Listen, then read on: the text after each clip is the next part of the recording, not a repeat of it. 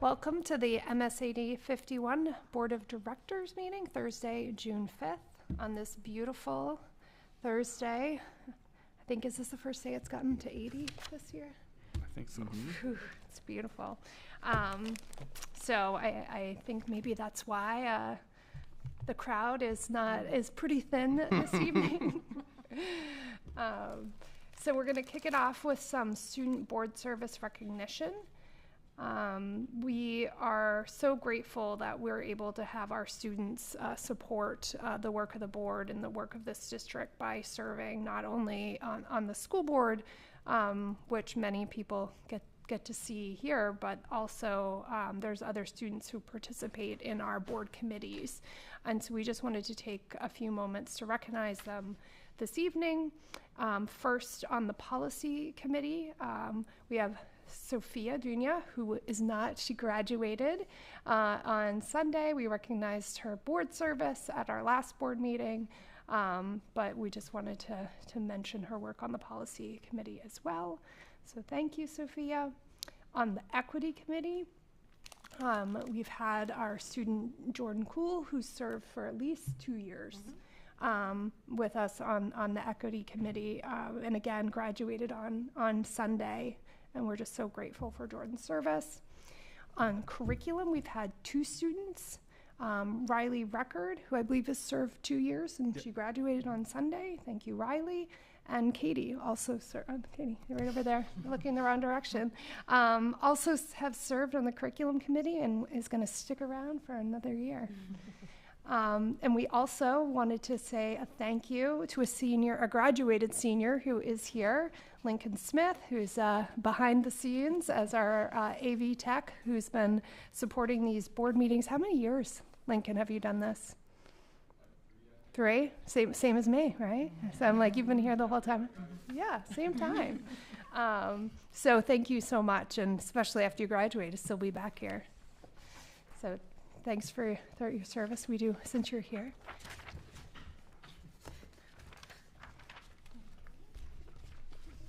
Thank you. I get to shake your hand. Yay.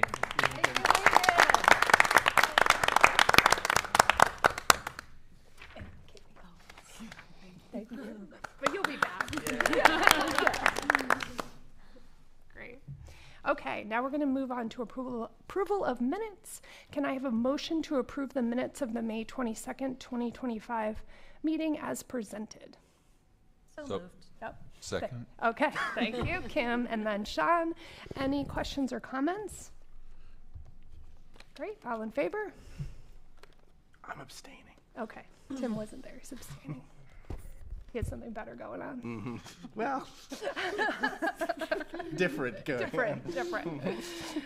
Great. So the next section is public comment. We do not have any audience members here for public comment.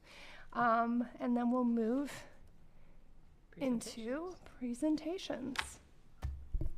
Although, I was going to say, where is, okay. You might move up that yes. action item.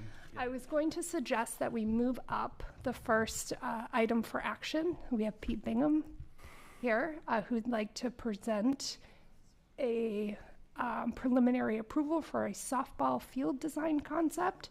Excuse me. Can I get a motion to put this on the table to approve the preliminary softball field design concept? So moved. Thank you, Tim. Can I get a second? Second. Thank you, Jesse. So I'd like to invite Pete up. We're moving you up so you don't, I mean, you're welcome to stay for the presentations. I hope you do, but I won't be offended if you don't. It is a nice evening. I'd like to thank the board for allowing me to come up and present tonight. My name is Pete Bingham. I'm the Director of Recreations for the town of Cumberland and North Yarmouth, and a Cumberland resident, so check all the boxes. So I'm just gonna give a little brief history on the Twinbrook Greeley Road complex, because it has been 23 years since we entered into an agreement with the MSAD 51 on that side of the property. So how this kind of all came about is the town work, I've been charged by the town council to come up with a Twin Brook master plan. There are multiple components to this, which I'll show you. There's kind of 4 silos. It really started, we're looking to put a playground in on the Tuttle Road side. So the first step, the town council allocated $250,000 for that project. And that kind of got the ball rolling. And then we're like, well, all right, well, you know, what do we want this facility to be for the next 5 to 10 years? So we basically have 4 different silos, so to speak, for this project. The Tuttle Road Master Plan, the rules and policies for the facility. I mean, believe it or not, it's kind of, especially with the proliferation of AAU, travel sports, Maine Lightning, you name it. Those all-star tiddlywinks now. So we're trying to. Twin Brook can't be everything to everyone, and what we're going to try and do is kind of cauterize some of the stuff that we're operating on, that it's more of a resident-based facility. We don't want our Cumberland North Yarmouth kids to be excluded. However, we're finding we're getting calls and they want to use the facility, and come to find out there's no or 1 or 2 Cumberland kids on it, and they're natural grass, and we've been through that. It takes a beating. This spring's been very trying. David and I, Shapiro and I, are on the phone probably every day the last 10 weeks. So we got to take care of it. Included is the Greeley Road projects, along with some lands and conservation projects that we're doing there and timber harvesting. So just a kind of a brief history of that side. So everybody thinks that Twin Brook is one campus, so to speak, Tuttle Road and Greeley Road. However, they have very different guiding principles and rules and regulations. The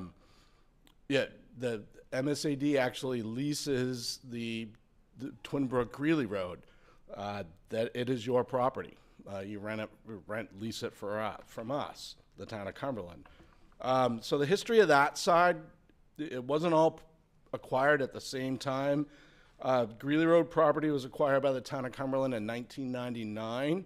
In 2001, the Army Corps of Engineers came in to do, it was just a big field, and they came in and started doing groundwork, leveling it out.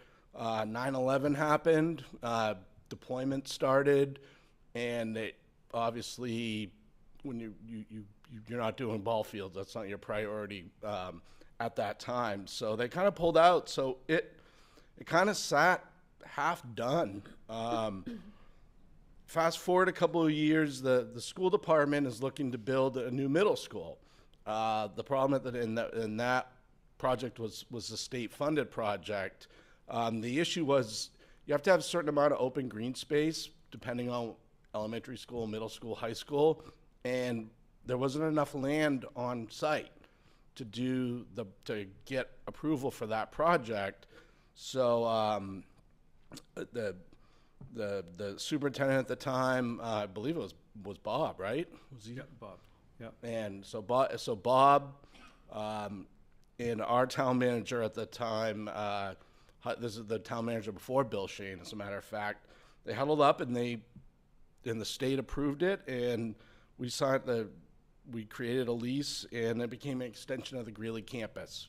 Got the approval, checked the boxes for that. 2003, construction of the current baseball and softball and multi-purpose fields begun. 2005, they opened, and it became the new varsity baseball and softball complex. So fast forward to last year, I had to get Tuttle Road side of the facility permitted for the DEP and all that. Steve Mahar did all that work in ahead of the playground, and Bill Shane and I are like, why don't we get Greeley Road at least permitted? It would save us about $45,000 to wrap it in with the playground permitting rather than.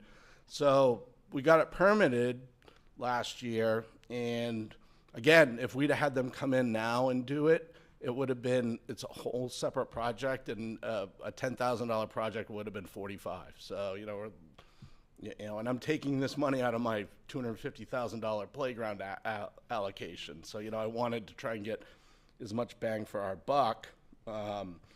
So it is permitted. That was the only thing that we did do. It's not binding, but the clock is ticking on that. So kind of one of the reasons, obviously the funding for this is TBA, don't have it. What we're looking to do is the addition of two 60-foot baseball, softball fields. A 60-foot field is kind of what you would classify as a little league field, but it also doubles as a softball field. What we would do is it would not have a pitcher's mound, but now they have ones that roll in on wheels. They're actually probably better, and they're no maintenance. So a lot of complexes are using them. So it could be a middle school softball game at 3:30, and then Little League Majors game at 6, and boom, just like that. So as I said, in addition to the permitting for this project, I also permitted across there's an area across the access road where the football team practices during lousy weather. When we close Twinbrook, we always let them practice. It's about a half of a field. And one of the holdups there was I couldn't take their rainy day practice field away from them until the turf got approved. So once the turf got approved, that there's so many dominoes to that project, and this is one of them. Now we really don't need it. If it's raining, football team can come up here and practice on the turf field. So what that'll become is parking to support these two fields. We just don't have enough parking down there. It gets tight during a big baseball or softball game. Throw in the multi-purpose field, and it would have been a square peg in a round hole. So this allows that to go on. So I could have a varsity softball game, a middle school softball game, and a Little League game going on simultaneously down there now with this parking configuration. I think it's like 65 spots, so more than enough. One of the other things that we would look at is we don't have drinking water on that side. Much like up here with the Hutchins Field, we have arsenic issues down there. We do have town water on that side, but we don't have what they call a backflow preventer. You can't drink the same water that runs your irrigation, and they're pretty pricey. I think that would be like $35,000 to do that. But we don't have to run water. It's there. It's just that we've never been able to justify the cost of it with 8 varsity baseball games, 8 varsity softball games, and so we've always lugged it in. But this would be a good opportunity at that time to add that. I also want to add that the permit that CV Mahar did last year has 5 years on it. So we're already 1 year in now. So I've kind of got 4 years happens quick.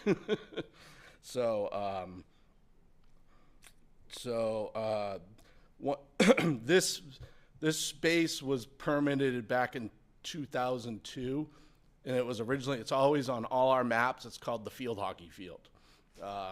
It just never. They ended up developing the one next to the middle school, so it's flat, but it never. So I don't have to do a change of use, so that's nice. You can see here, I'll try and, if you could try and get oriented, that's the current high school baseball, that's the football field, that's the current softball field. These would go right in front, that's Greeley Road, where you enter, and the parking would be over here. Is that all, everybody got their bearings on that?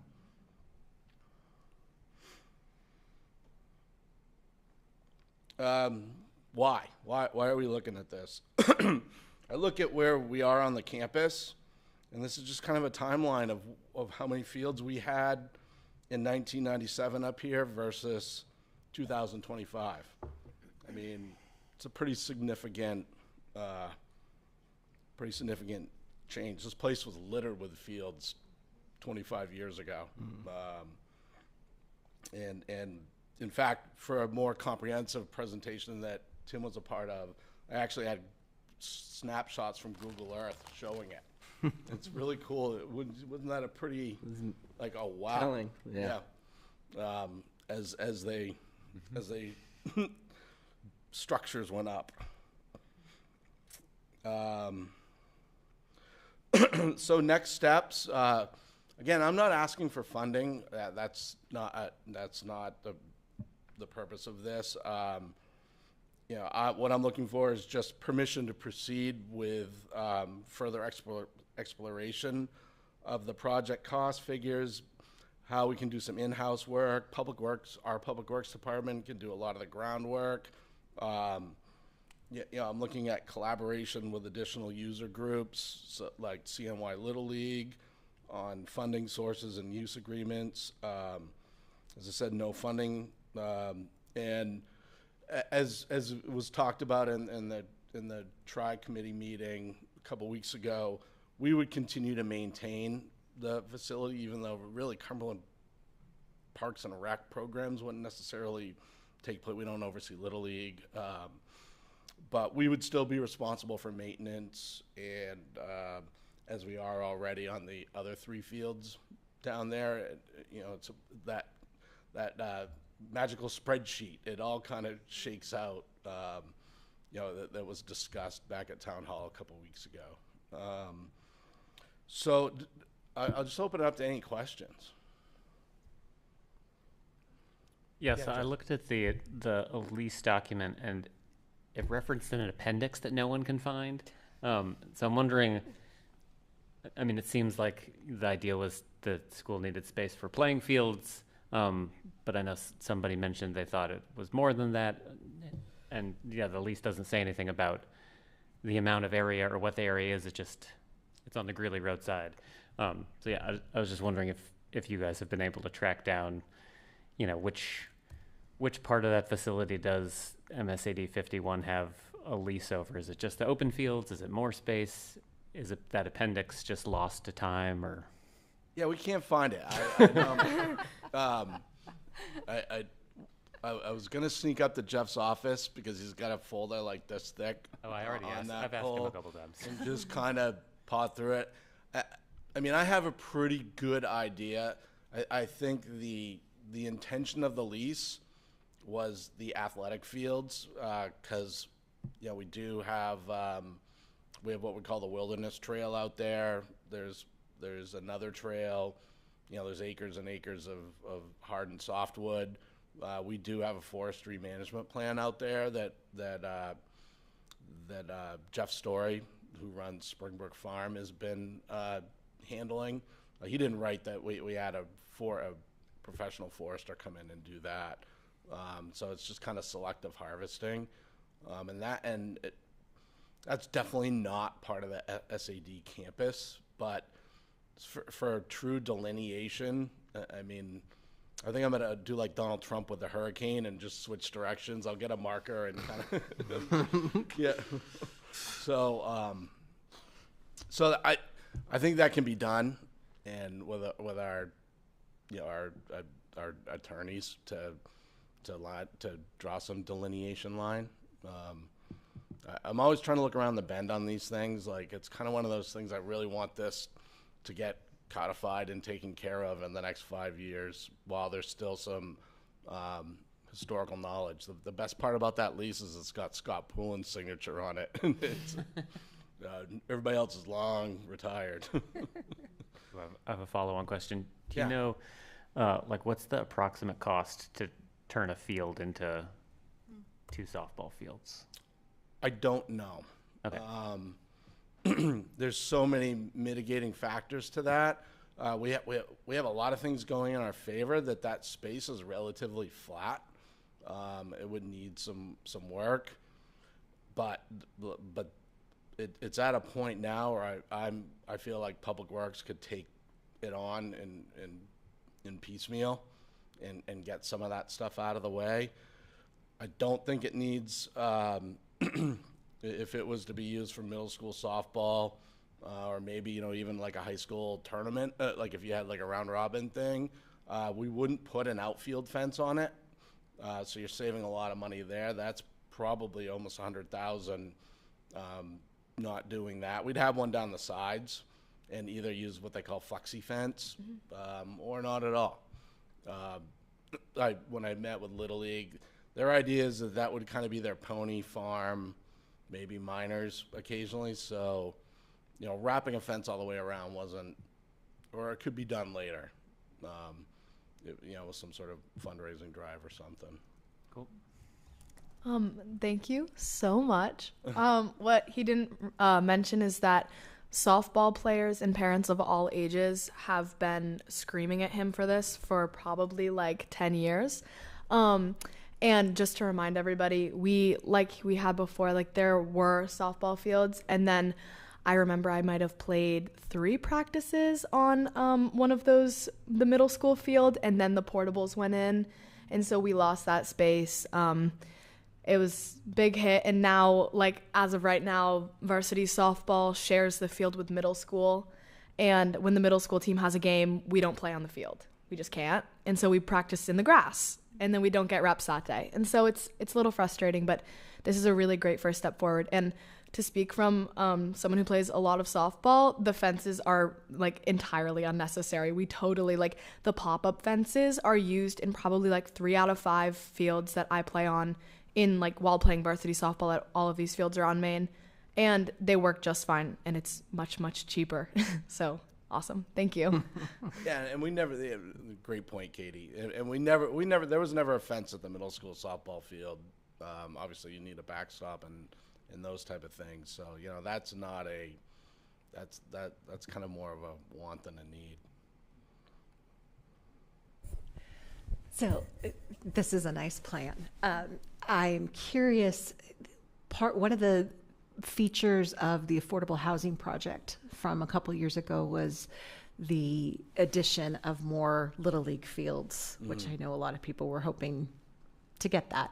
How does this alleviate that? Does this replace it? Is it still necessary? Just curious what that would do. I mean, I think this project buys us 10 or 15 years, or maybe more. Obviously, that project, I had a lot of skin in that game, and we were going to use TIF money for that, and it was it was going to be one of those what they call spoken wheel fields, and it was awesome. It was about $3 million, but we were going to do it right. So this kind of is, it's not a Band-Aid. It replaces it, but doesn't get all the bells and whistles. But it will help. Oh, it'll help immensely. The middle school, as Katie said, the middle school does not have a field on campus. And, when David and I are dealing with rainouts, and, we've got six games on 6 days on the one field we have, and it rains 3 out of the 6, we're just kind of just throwing our hands up in the air going, I don't know. And then never mind the Little League issue. They right now they have the 2 fields on Drown Road and the one at West Cumberland, and that's it. They used to do their T-ball and farm on the MIW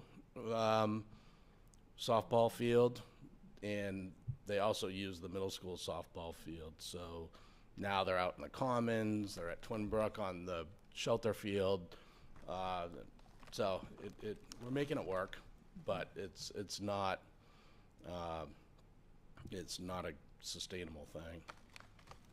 One more quick question. Yeah. I do not play softball. You would not want to see me play softball. But I do walk my dog. Will that affect the dog trail over there? Okay. No, I mean, this is a space nobody uses because it's tick central. We mow that area occasionally, but that's kind of part of our mowing plan where we don't hit that every 2 times a week like we do the other spaces. So it's a beautiful tract of land that is just completely not used. But so Yeah. So I think I'm hearing pretty clearly that the need is for these two 60-foot fields, but I'm just curious, were there any other kind of competing interests that were considered or that were brought to your attention as you all have been? Well, it's kind of it's a, as I said, it's a really nice piece of property. However, it's not big enough to, like, it won't fit a true multi-purpose field. Like, we couldn't play soccer on it. We couldn't play lacrosse. And that's why it was designated the field hockey field, because field hockey fields are a little smaller. So it, you know, if any of you have your kids played soccer, when it's basically what we would call a U12 field. So, yeah, you know, it's like 66% of a full size field. So this is like really the only this is a perfect use of the property. I kind of had to shoehorn those two fields in, but they're regulation and other than that, it would just kind of be a practice space for whatever. And just a quick clarifying question on the parking. You mentioned, so the football field that we saw on the map, that is also going to be parking, or? No, so this doesn't really do it justice, but so in this area, there's what I guess I would call like a half-size field. Oh, right, We have, yes, like, okay. tackle sleds and everything that would just kind of rotate Yeah. to a nice field, but we don't care on this side. And you know, pouring rain, they've got a game Friday night. They can't not practice on Thursday. They do a lot of their stuff, so everything's closed Twinbrook for the day, but they've always got the green light to use that just because that's what it is. But so that would become the parking. This would stay. That would stay, okay, great. In fact, Caleb wants to stay practicing. Coach King wants to stay down there practicing, even with the turf field. He just likes it. I had an Eagle Scout project build like a little kind of house thing down there, and they keep all their stuff, and they're fond of the area. So he would only practice up here, walkthroughs, a handful of times a year. So, yeah. Great, thank you. Megan? I have a sort of a follow-up on Annika's question, which was, are there competing interests for this space, including the LCC stuff? I'm just curious, like, how does the LCC partnership kind of fit into this? Because I feel like some of that, my understanding of some of those initiatives is that they are also to be, they're like sort of educational for kids to go to Twin Brooks or for kids to learn about like the flora and fauna at Twin Brooks. Yeah, no, that's a great question. It's you know, we're kind of working through that with the LCC right now. Really, they have no jurisdiction on wherever that magical line is, the MSAD. That's why I asked. Yeah. Where's the line? That's not in their domain or wheelhouse. So, and really, at the end of the day, everything kind of runs through staff and town council anyhow. So, you know, no different than Parks and Rec.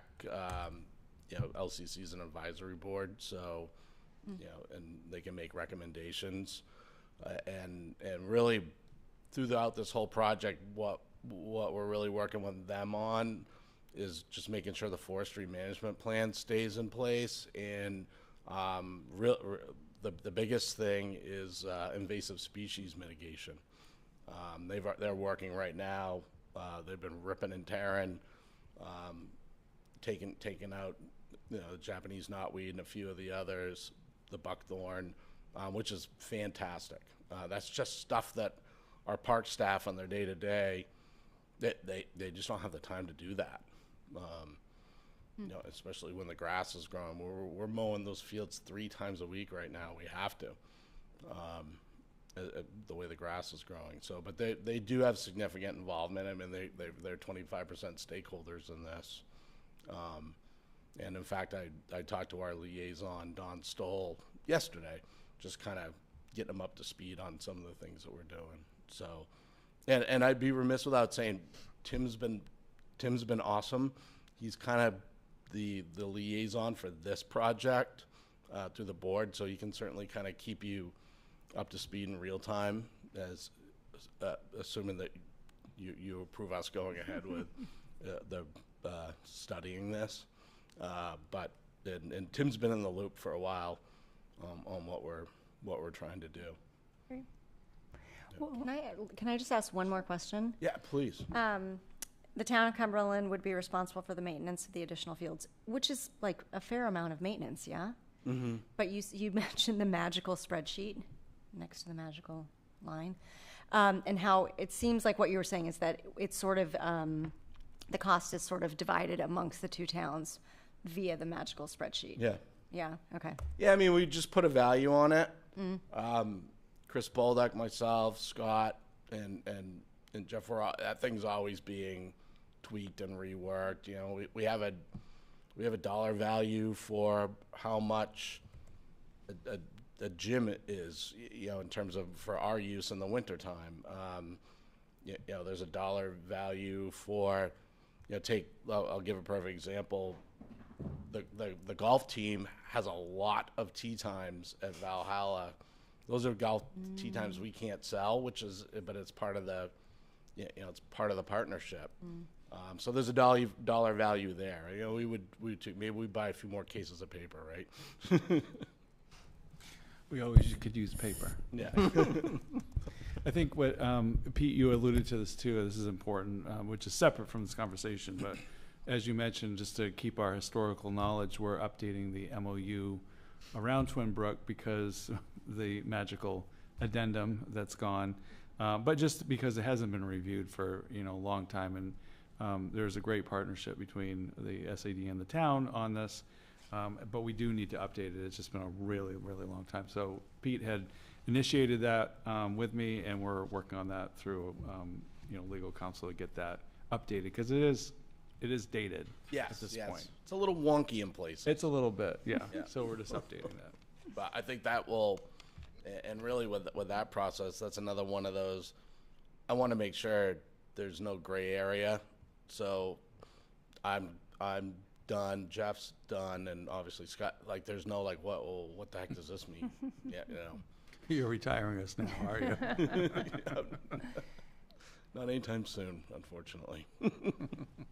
Well, I've so appreciated the fact that you integrated the history of Twin Brooks into this, because that was really helpful for me, because, you know, my family got to come and really benefit from these incredible fields. And I really appreciate this, you know, long-term view now that we know what's happening on campus, to really be able to dig into what else our community needs. And the plan is to bring the softball field back on campus. That is the plan. Yes. So we will at least add another one there as well. But I know as our enrollment's grown at the school, so has the participation in sports, which is incredible. So I really appreciate, you know, bringing this forward, and hopefully some funding will materialize so we can bring this to life. Yeah. Well, I do like the idea of being able to use a softball field for a different use too, especially if we don't have that, if we have the pitcher's mound as flexible or malleable.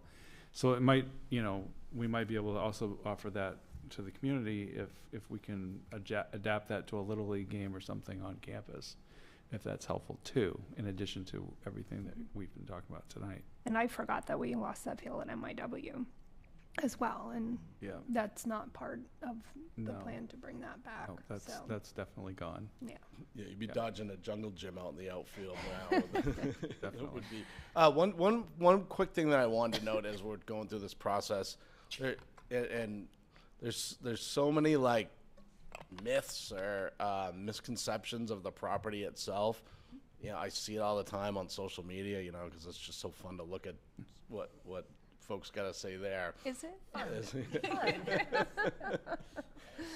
It is, you know, it wasn't the original intent of the donors. Well, nobody donated that land. The town purchased the Tuttle roadside retail, or whatever. You know, it's small money now, but at the time, you know, that's what, I mean, the donors of that side of the property did not want development going on there. You know, they wanted it to become, but they there's no covenants there. We could you could thrown up the K-2 school there. I mean, I wouldn't dare throw that out there, but there's no like there's no language saying anything about there's no intention to do that, but there's just a misconception on that. And the Greeley Road side was acquired in lieu of taxes from a community member that had gotten behind. So that's kind of how that piece of property was acquired 5 or 6 years later, because the Tuttle Road side was purchased in '94 and opened in, I think it's '97. Right. So, but just to kind of that comes up, and it's kind of frustrating at times, but that's the truth. Great. As one that overanalyzes everything, the way that Pete has visualized it, our partnership with the rec side of things, the people I've spoken to, this feels like a no-brainer to explore and partner with, and utilize that land that we need in a time of like space issues. And so Pete's been great. I think he's got a really good vision. He wants to collaborate well with us, and so I've appreciated the time too, and learning about it too. The history, it's Pete has a lot of knowledge about the history, which is a lot of fun. And your family's been around here for a long time and owns I feel like half the town. But yeah, so I'm excited about the potential for it, and I think obviously we can shape it based off some needs, but I think it's worthy for us to remember that is something that we can utilize and probably better utilize. Mm-hmm. Great. All right, all in favor? Great, it's unanimous. Thank you. All right, great, thank you guys. And now, like I said, you're welcome to stay. We're gonna move. No, this used to be where you had detentions back in the '80s. So. Bringing back some memories. Yeah, I'm kidding. Does that mean you're more comfortable here? Well, it was also where we played basketball, so I did log a lot of time in this space back in the day when the court was really about the size for 6 people, not 10. But beautifully repurpose of the space, and it's been great. So thank you very much, guys. All right, Thank have you. a good rest of the evening. You too. Thank you, Pete. All right. So moving to back to presentations, we're gonna hear about the strategic priorities year-end report. Yes, 2 reports on the strategic plan tonight. One is short and one is a little bit more involved. First one's short. This is just the end of year report. I do this annually in June, and just kind of bringing the board and public up to speed on the priorities for this current year, which is coming to a close. These are the deliverables. I presented this back in September to the board and got your approval for the deliverables for this current school year. So we're now at the end deliverable, which is the year-end progress summary, which is tonight. And we certainly have provided information along the way from different administrators around the strategic priorities this year. So these are the priorities. This is actually the strategic plan itself. These are the 4 priority areas that have been in place, just as a reminder, since 2018 when this plan was first adopted. And these have been the major priorities for the current school year: Portrait of a Greeley Learner. And tonight there is an action item to vote on the Portrait of a Greeley Learner. So obviously that's been a huge focus for this year. The other one is safety and security. It's been a big area for this for us this year, aligning school level plans with the revised district emergency operations plan, which was completed last school year. Bright Chat emergency communications, we have been working on that. We've hit some issues around this particular platform, I should say, and we've gone in different directions with this. Cybersecurity plan, the board approved that earlier this school year, and this has been the 3rd year of the ALICE implementation. Supporting our students, continued focus on emotional safety, Huge focus on reducing chronic absenteeism. Supporting our staff. We have a supporting our staff plan that we have been implementing for the last, I think it's been 3 years now. This is year 3. This year's focus has been onboarding, retention, as we have been in the past, and then staff feedback. And then in the area of curriculum, literacy and mathematics, Mari Trebelcock has brought you up to speed on those 2 areas. There's been a literacy pilot, and obviously we are now moving into the phase of an adopted literacy curriculum that was brought to the curriculum committee a few weeks ago. And then an alignment of the pre-K to 12 math scope and sequence.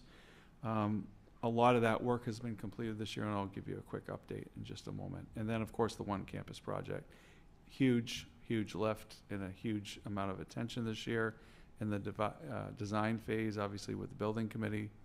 So here's the scorecard for this year and the priorities that the board approved at the beginning of the year. The light green is our areas that were completed as of the middle of the year when I presented the mid-year report back in late December. The dark green are the areas that have been completed since that mid-year report, so in showing the progress. So this first page, you can see that there has been 100% completion in these areas, and really looking at the outcome, that's what we went by. The bid documents obviously completed. The bid opening is Thursday the 12th of June, where those bid documents will be open, and huge amount of work with just a few words that I just said is months and months of work from the building committee, the architects, et cetera. But we're at 100% when you look at the actual outcome that we're looking for.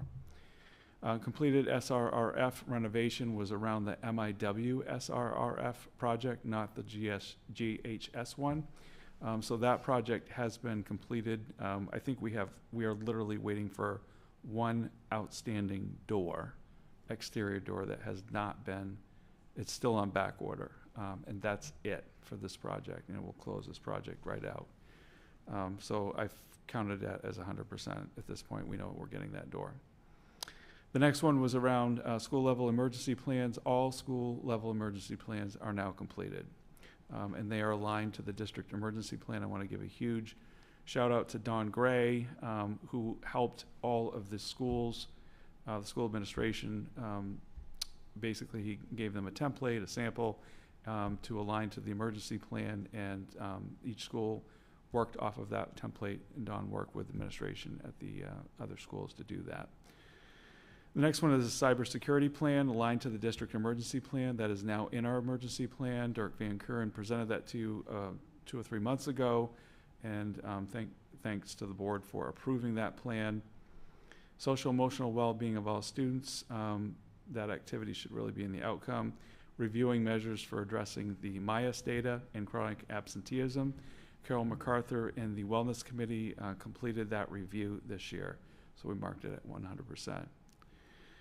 The next one is around supporting staff, increased support evident in the annual stakeholder survey. We did see a bump in the support. It was an incremental bump, but it was an increase from staff in saying they're getting more support, and again around that supporting staff plan. Vertical articulation of the math curriculum, it's at 75%. Mari has been really consumed with the literacy pilots, and then moving now to CKLA for grades pre-K to 5 for next year, and working towards that. So she has not completed with the math specialist in the math scope and sequence, but it will be completed soon. So we marked it at 75%. The next one obviously was around literacy. We now have an approved, or I should say an adopted, literacy program at the elementary level moving forward that has a writing development component included in that program. So we're very excited about that. This has been years and years and years and years, since 2018, honestly, since we had a literacy audit done to get to this point. So very, very pleased with that. Obviously, tonight, and I went ahead and put a dark green in there, a completed POL product. We do have a completed POL product. still needs your approval. If it doesn't get approved tonight, I will uncheck that. I just wanted to show you what it would look like if you did vote for it, so you had a visual.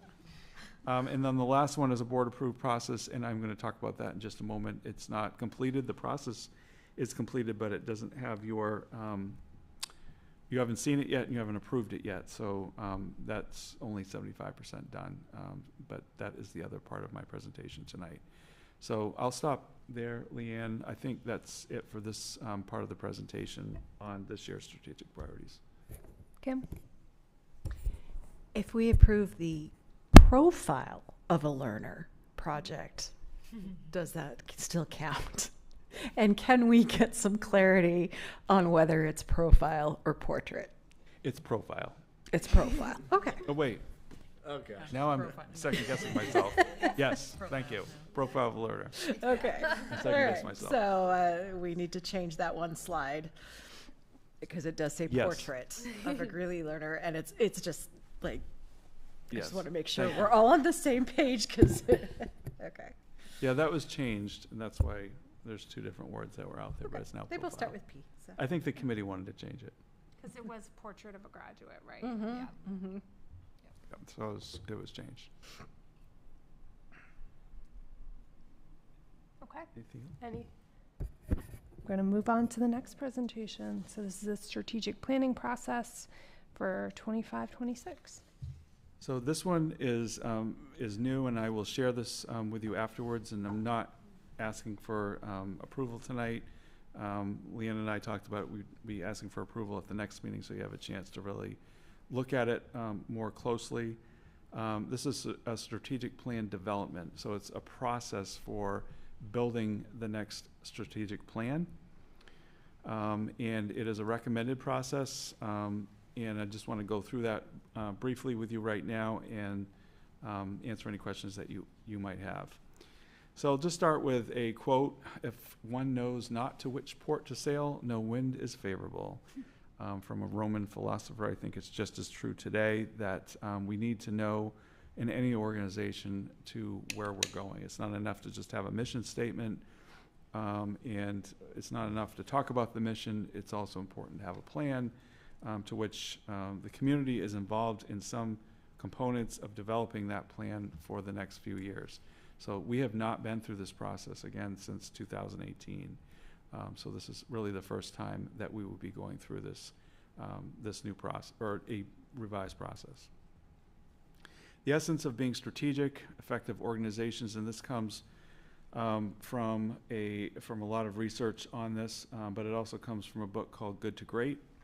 Effective organizations are able to cut away the noise and clutter and focus on the few things that make the greatest impact in the organization. That's why when we bring the annual priorities to you based on the strategic plan, we're not bringing 50 things to the board to consider, and we can't do 50 things. So we bring 10 or less items each year to focus on. And those are often areas that we've been focusing on for more than 1 year. Strategic planning, outcomes, these are hopes, prioritizing key performance areas, focusing our time, energy, and resources, helping stakeholders work toward common goals, aligning our academic and operation sides of the street, establishing reliable and measurable outcomes, assessing and adjusting the district's direction, deferring and deleting non-mission directed initiatives, and setting an expectation of continuous improvement. So those are really the benefits of strategic planning and the outcomes. If we do it correctly and have a good plan that people are agreeing, this is the direction that we want to go in. So if Scott was here tonight, he would tell you that I was going to remove this slide, and I actually updated the slide a little bit. And he came in my office one day when I told him he overheard me talking about removing this slide. And he said, "You cannot remove that slide." That's my favorite slide. Speak it, paint it, splash it, spray it, banner it, live it, priorities define how we communicate, how we measure what's important. And so this is one way of thinking about how do we communicate our priorities. We've got to paint it, we've got to say it 100 different ways, and we've got to visualize it 100 different ways, and we can't assume, and I've tried to do that over the years, not assume that people are thinking about the strategic plan or even our mission. So we have to keep reminding people that's just part of what we do, and that's part of my job is to do that. I think it's part of the board's job, part of the leadership team's job as well. So obviously when we're talking about a new strategic plan, we're simultaneously talking about sunsetting the current plan that we have since 2018. These are the 4 areas, as you know, the 4 priority areas that have been approved years ago. So we're talking about sunsetting. And so instead of going through all the things that we've did, and you'll get this presentation, we did a word splash. And these are, based on this word splash, obviously, it's what things are prioritized the most. And through words, you can see the types of things that have been worked on over the last 7 or so years of this plan. These are all the areas that have been worked on. And obviously, plan itself has been the biggest thing driving us, as we have plans on different things that we've been able to complete. So you can look at that at your leisure, but it's probably a nicer or easier way to look at a lot of the things that have been completed during the last 7 years. And then obviously a strategic plan, it's incredibly important that it's responsive to changing conditions. And I thank the board for now and in the past, for even though we halted the strategic plan during COVID and changed direction for a while, that plan was still alive and responsive to the needs of that day and year. So we need a plan going forward that's responsive to those changing conditions, whatever they may be. So I think the elephant in the room, and this is why I put important on there, is that we're obviously just beginning, and we're about to embark on a 2-year huge project that's already started. And this one campus project can't be understated. The amount of time, attention, care, and transitions that will be going on over the next 2 years plus. And so as we look at this and we continue to look at forecasted enrollment increases that continue, and we're building a school in order to accommodate that and to accommodate the future of enrollment, we have to keep this in mind, that building a new strategic plan is important, but we also have to be mindful of this huge undertaking for the school community as well. And given that, the leadership team, this is a recommendation that comes from the leadership team, that there is a lot of room for new initiatives and new programming, but we also have a lot of things that are already in place.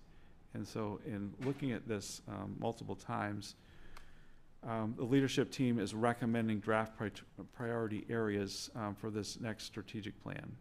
And obviously the one campus, one community is really a lot of the bricks and mortar, although it's also programming as we're making this transition. Are there programming changes that need to be made or should be made as a result of this transition to the new campus transitions that we're making in 2027-28? College and career is an area that we have had since 2018. That largely is the academic and skill-based pieces that each school and department are working on at any given time. And those change annually. So what is happening at Mabel I. Wilson or Greeley High School is part of their site improvement plan. And that's part of the college and career. And that does adjust annually. So that was something the leadership team thought was very important. That's the academic kind of powerhouse of the strategic plan. They felt that whatever is included in this plan should still be under that umbrella. And so that's a recommendation that they brought forward. Profile of a Greeley learner. If you recall, we have 21st century learning is one of the 4 bucket areas in the current plan. We've had a group that's been working on this for 2 years, and as it was presented at the last meeting, and felt strongly that in order to do justice to this profile of a Greeley learner, that should be a recommended large priority area in the next plan going forward. And then safety and belonging. So I do want to, and safety and belonging has obviously been a huge focus since COVID, and it's been adjusted many times over. I think the important piece that I want to say to the board and anyone who might be listening on this beautiful night is that we're not trying to pre-populate the next plan. what we're trying to do is provide a framework of things, of work that has already started and should continue, and a lot of work that came out of the current plan that might inform these large priority buckets, if for lack of a different word, that might go forward. And this is something that we're recommending. It is certainly up to the board whether or not you want to take one out and have a question mark, or however you want to look at it. But I'm proposing right now, this is a recommendation that I also am bringing to the table with the leadership team, being part of that conversation. We felt there's a lot of continuity that still needs to be had in the transition that we're making with this entire campus over the next 3 years. Needs to be a front and center piece of this plan. Doesn't mean there's other new things that aren't part of that, but it just means that there needs to be a security framework that we've got in place. So that's our recommendation. Now, strategic planning roadmap, this is the process that's being recommended to the board, and I'll go through this in just a moment. But just as a visual, the first phase is planning. That's the phase that we've just started right now, and if the board approves this process at the next meeting, June 18th, then this would be, the planning process would really begin in earnest. Phase 2 would be gathering voices, which is the input of the school community. I'll talk about that in just a moment. Phase 3 would be creating the plan itself. And phase 4, communicating and implementing and also measuring the plan. So let's talk about each of those briefly. So this is another way of looking at how a strategic plan framework fits into our district. First of all, the foundation is our mission statement. Why are we here, and why do we do what we do? I think the mission statement that the board developed many years ago predates me. I'm not sure exactly. No one remembers when the mission statement actually was developed and approved by the board, but it's probably been at least 25 years since the mission statement that MSAD 51 has been in place. The board always has the ability to adjust that mission statement and at any time, and get input as you wish. So that's always a consideration. It's always something I mention when we're going through a strategic plan cycle. And this is the third cycle that I've gone through in this district. So I always want to mention that. That you start with your foundation, which is your mission. You go up to the vision and beliefs. Again, those vision and belief statements were board approved 25 plus years ago, probably at the same time the mission statement was. And I always want to just mention again, the vision and beliefs can always be looked at again and revisited, and that is up to the board to make that decision. And then the priority areas. So the priority areas were these recommended areas, which are kind of the big bucket areas of any plan, any good strategic plan. And so that rests upon the fact that you have vision and beliefs, you've got a mission statement. And those things should align in some way.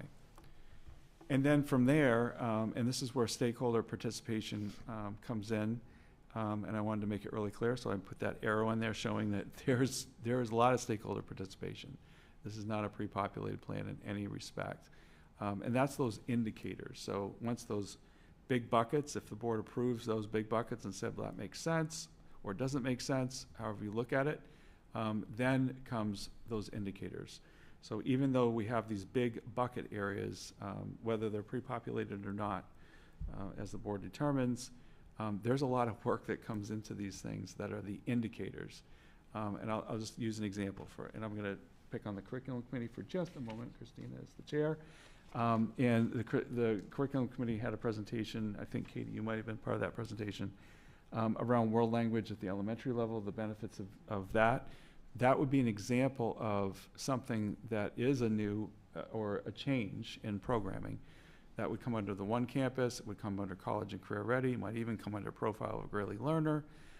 Those are pieces that are areas where the community, the school community, is actually involved in developing those indicators under those priority areas. What do those indicators look like? So I'm just using an example, throwing it out. That's an example of an indicator. And then finally, the targets or outcomes. Outcomes would have been a different word I could have used. We've often used targets in this district, but same thing. What So we know what the indicators are, whatever those end up being at the end of the plan that's developed. And then what are those targets or outcomes? What do we want actually that we can report on and say, hey, we've made progress, or we're not making enough progress, which is an example of that progress report I was referring to earlier tonight. So that's just kind of a visual to help. In my mind, it always helps me to think about the strategic plan and how the basis and the foundation of it. If you don't have a good mission statement, a vision, and beliefs, you cannot really develop a plan. And so those pieces are in place in our district. They can be revisited anytime, but just kind of reminder that you really have to build that plan on that foundation and that base. It's super important. So the final part of this recommendation I'm making tonight just gets a little bit more into the weeds. What does phase 1 planning look like? So that did start in April with the leadership team, and as I mentioned, they are recommending those 4 priority areas. Again, a lot of the reason behind that is because of the One Campus project and the amount of the work and attention that project will take the school community over the next 3 years. So they felt it was super important to at least have a recommendation to put before the board in conjunction with that. The second part was in May. The curriculum committee did have an opportunity to review this process and before it went to the board. So that occurred in May, and then right now tonight, obviously, this presentation, and then on the 18th, Leanne and I have talked about putting that as a board vote for you to vote on the process or adjust the process or whatever the board wills to do at that point. Phase 2, gathering voices.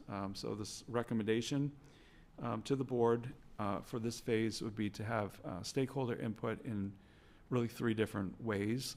One would be a stakeholder survey that would go out in October of this coming school year, and that those survey results would be used to inform focus group topics. So in other words, topics or areas that the stakeholder survey is determining would then be disaggregated and used to look at large topic areas that the school community has identified that they would like more input on.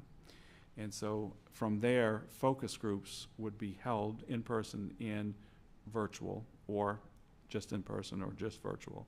I doubt it would be just virtual, to discuss indicators, and those focus group around certain topics would occur in the winter of 2026, so 6 months from now.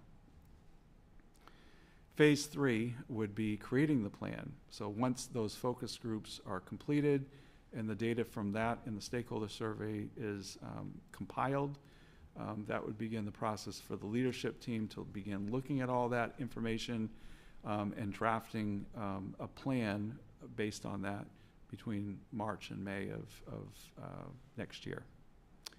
And then the curriculum committee would then get a draft of the plan sometime in April, May. So there might be a little overlap there when the plan is done, so probably not before May of 2026. And then it would come to the board for a presentation and final vote, or whatever adjustment needs to be made by the board at that point in June of 2026.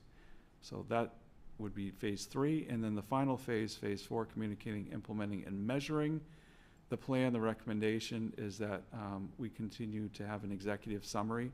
There was one created back in 2018. It became obsolete in 2021 with the pandemic. So we obviously need a new executive summary, and we haven't updated that executive summary since. So with a new plan would come a new executive summary. We're recommending that be done. I think the executive summary was really important for communicating out in the last 2 cycles, so we're recommending we use that approach again. A monitoring cycle, which would be similar to the one that we're using now, with an annual and mid-year strategic plan update in January and June each year of the plan. We're recommending that we keep with that particular, I don't know why that person is spinning at the bottom of the slide, but hopefully keeping your attention. But anyway, annual, and we would stick with the same format. The leadership team thought that was something that made sense, and it's been working. Hopefully it works for the board. So finally, the strategic plan is our district's promise to all of our stakeholders about the key priorities and corresponding actions that define our collective blueprint in guiding the district through the continuous improvement and into the future. So that is the way. I know that when you look at organizational planning and you look at futuristic planning, we want to make sure that we are making a promise to the community, and we're trying to keep that promise. That's very important. And that's why we continue to do the mid-year and year-end updates and reports, and make sure that those priorities are being completed. So that is the recommended presentation at this point. And again, we're not asking the board to take any action tonight, but at the next meeting. But are you open to questions? Absolutely, and this presentation will go to the board as well. Okay, because I was after this looking in the meeting. folder, so Yep, yeah. it's thank not you. in the folder. Okay. Megan, did you have a question? Okay. Can you tell, I'm sorry. go No, no, ahead. no, you go. I was just gonna say, I see that there was 4 areas that were recommended. Were there other areas considered? How did you land on those 4? So that is a great question. And this was a lot of discussion around the one campus, one community. At one point, there's so many drafts on this. One draft, and Melissa really helped with the visual cueing to help us think about a visual that made sense. There was different iterations. At one point, the one campus, one community was kind of this overarching, almost overwhelming visual that, you know, this is like so huge for the next 3 years. But when we discussed it at the leadership team level, it really made sense to pull that back a little bit. And yes, it's a critical part of what we're doing, but there's so many threads that go through other areas that it can't just be this one big overwhelming bricks and mortar thing that we're talking about all the time, that it has to be other components. So I have to say, the profile of a Greeley learner made sense because we've had a stakeholder group, and we thought it made sense that we are always looking futuristically, and that was a futuristic tool, what we're doing now and what we could be doing to prepare kids for whatever that is in the future. We can't just rely on content. There also needs to be this skill-based component for helping our students. So there's a strong feeling that that needed to be in there, but it needed to replace the 21st century. We felt we're too far into the 21st century now to keep talking about 21st century. That this made sense. There's been a group that has worked on this for 2 years. And we felt it was really important, a stakeholder group. So I have to say, the safety and belonging, I can't remember if that was even in the first iteration, but then we look back at the emotional safety pieces, the physical safety pieces, and there's so much that's been done in the last 7 years in this district that we felt there's so much more work to be done, and we had to make sure that was part of it. It does replace the wellness component. We thought this was a better definition of what safety and belonging should be. And again, we haven't pre-populated these areas, except for the one campus, one community, which does have a plan. And that's, though there's still openings for how we can look at that. The other 3 are not. Well, profile of a Greeley learner, if you prove it. Yeah. The profile is pre-populated, but the other ones are not. And we're trying to keep even those 2, profile and one campus, open-ended enough to be able to, move things in there. Thank you, that was helpful. I'll have other questions, I'm sure. Do you have the remote for this? Oh, for the AC? I just feel like it's pointing I don't directly have on me. And I'm like, Actually, I don't know. I'm Lincoln, kind of do you loving have it, but all right. if well, you- if we just, I didn't bring Is a it getting sweater. cool? Yeah, I think it's great. Are you cold too, Katie? Point it the We'll other work on that. direction. Okay. While we're looking at that. Go ahead, Kim. Okay. So I am still, even though you just said it, I am still a little confused about the difference between profile of a learner and college and career. Why are those 2 separate things? How do you delineate between those 2? And then I have a question after that. There is some crossover. So the college and career have typically been the SIPs, the site improvement plans, that each year the principals come and talk about their site improvement plans. The directors then come and talk about those as well. So those are annual priorities that are aligned to the strategic plan, but they're also very site-based and very specific. So what Mabel Wilson's working on is aligned to the district priorities, but they have their own separate priorities that they have to work on for their grade level. The profile of a Greeley learner, and that's largely, some of it's skill-based, some of it's academics, some of it's emotional safety, whatever it is that is important to that school or site that year. The profile of a Greeley learner is really skills that thread through the district. So in other words, there are specific things in the profile that are at each school and each level that are examples of the kinds of skills we think students should have when they leave. And that was a 2-year process. For example, effective communicator. Yes, you're going to see crossover with college and career, but this is very specific to just skills, portable skills that can be taken by a student. So Lincoln just graduated. We're hoping that Lincoln can be an effective communicator based on the inventory of things that are in the profile, plus things that we can continue developing, because it's as Marie said, it is an adaptable profile. It's not one that should be static at all. You know, as we get more information, what do kids need for their future, that's going to be adjusted. So that is not a one and done, for sure. Okay. The college and career isn't either, but it's more, for example, the literacy work, the CKLA program that's being implemented at the elementary level, everyday math, what more needs to be done with literacy, with the math alignment that we've been doing, work that Mari's been doing. That falls under the college and career, and a lot of that is content-based. So the profile of a Greeley learner is really skill-based, those portable skills we want graduates to be able to leave with, starting when they're in kindergarten and working their way through. I don't know if that It kind of fuzzily does. answers your... Well, no, I mean, you answered my question. I just don't necessarily agree. yeah. And I'm wondering if possibly, if there is room for a different fourth block, if those two could be somehow merged. merged. Yeah. And so it kind of leads into my second question, and part of it is a process issue, but from a budgetary perspective, so finance chair hat, we will often say, you know, this is something we are requesting in line with the strategic plan. Right? And then stakeholders, voters will often come back and say, you know, this is a want, not a need. And we're trying to explain the difference, right? That this is what our district has identified as part of our strategic plan.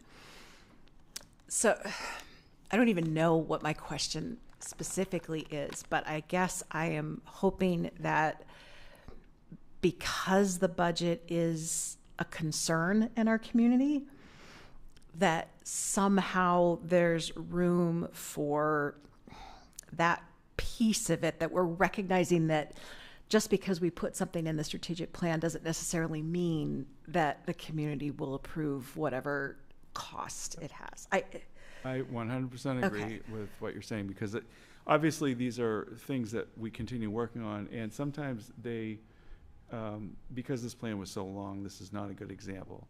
But the first plan, which was 3 years back in 2015-18, I would say 95% of the things in that plan were funded by the strategic plan through the budget process, and there was an alignment because it was a 3-year plan. The next plan that we are in currently has been at least 7 years. And so the further away we get from the community's development of that plan and feeling like they have stake in that plan, it's harder for us to justify the budget pieces, even though it gets updated annually. That we've gotten away from that development part. So this is an opportunity to recalibrate some of that, so that when we're saying the community has said this should be part of the strategic plan, then we know that it aligns with the budget. Now, it may not always be able to be funded depending on the conditions of the budget. I agree with that. And that's always a caveat that the board has, and that's why there's a budget process and an approval process every year that we go through. But I would think that something that goes in the plan, especially if it's a 3-year plan and not become a 7-year plan, that the school community is committed to doing that through the budget process. That's what I would hope for. Okay. Of course, that's an annual budget process. Right. But so in other words, we can't build a strategic plan up so much that it does not take into account budgetary considerations. So But the plan could also part of that could be changes in programming that could potentially save money, and we need the community to be on board with those changes Yes, too. absolutely. So Absolutely. that would have to be part of the conversation. Absolutely. So will we be strategic about reaching out to the folks that maybe need to be involved in this? Yes. Okay, so we So will make sure. the starting with that stakeholder survey, I envision that, and we've done this in the past. It's not just our parents, families, students, staff. That should be anyone that wants to participate and get the word out. We've done that in the past. Right. If people want to participate, they can participate, and they don't have to be part of the immediate school community. Okay. I just And wanna the make other sure. thing I wanted to mention that Kim, you just reminded me of, the board does not have to have 4 puzzle pieces or buckets, or you can have 3. You can have, this is a recommendation from the leadership team that went through the curriculum committee, but it does not have to be 4. There's no magic with 4. Just not too many, maybe. Not too many. That would be something I'd recommend, is you don't have 10 or 6. All right, so this kind of leads from Kim's question, and it might sound silly, but I'm sleep deprived, so have some grace. So ordinarily, if I look at these 4 things and where it came from, I actually think we might be out of order. Like, I kind of feel like the stakeholder survey and that analysis should drive what 4 buckets we go with. So I think that, like, in reality, I bet you every stakeholder group would agree that, like, college readiness and safety and belonging should be up there. But I bet you our community generally would think that, like, a analysis of our budgeting process, not just the money we spend or anything like that, but like the cycle of budget, how people are included in those decisions, how early we start it, like to Leanne's point, like maybe big programmatic decisions that are going to impact it. I actually think right now, while not always, probably needs to be its own piece of an evaluation of how we're doing budgeting, and because it really calls out as a priority for a really important stakeholder, which is our community and taxpayers. This, to me, feels very much like the strategic priorities for specifically school personnel. And I bet you if you asked board members, students, parents, we'd get different answers. And I'd be curious to see what their 4 puzzle pieces were before we decided on those 4 puzzle pieces. So I think my big question is, from a process standpoint, how much can we reshape this throughout that point? Like, when we ask the stakeholders, can we kind of change our puzzles a little bit? And also, I'm thinking about our board goals generally and how they align, and should our board goals be driving this, or is this driving our board goals? So just from a process standpoint that way. Well, and some of that financial piece, from my perspective, would definitely be board goals. Yeah.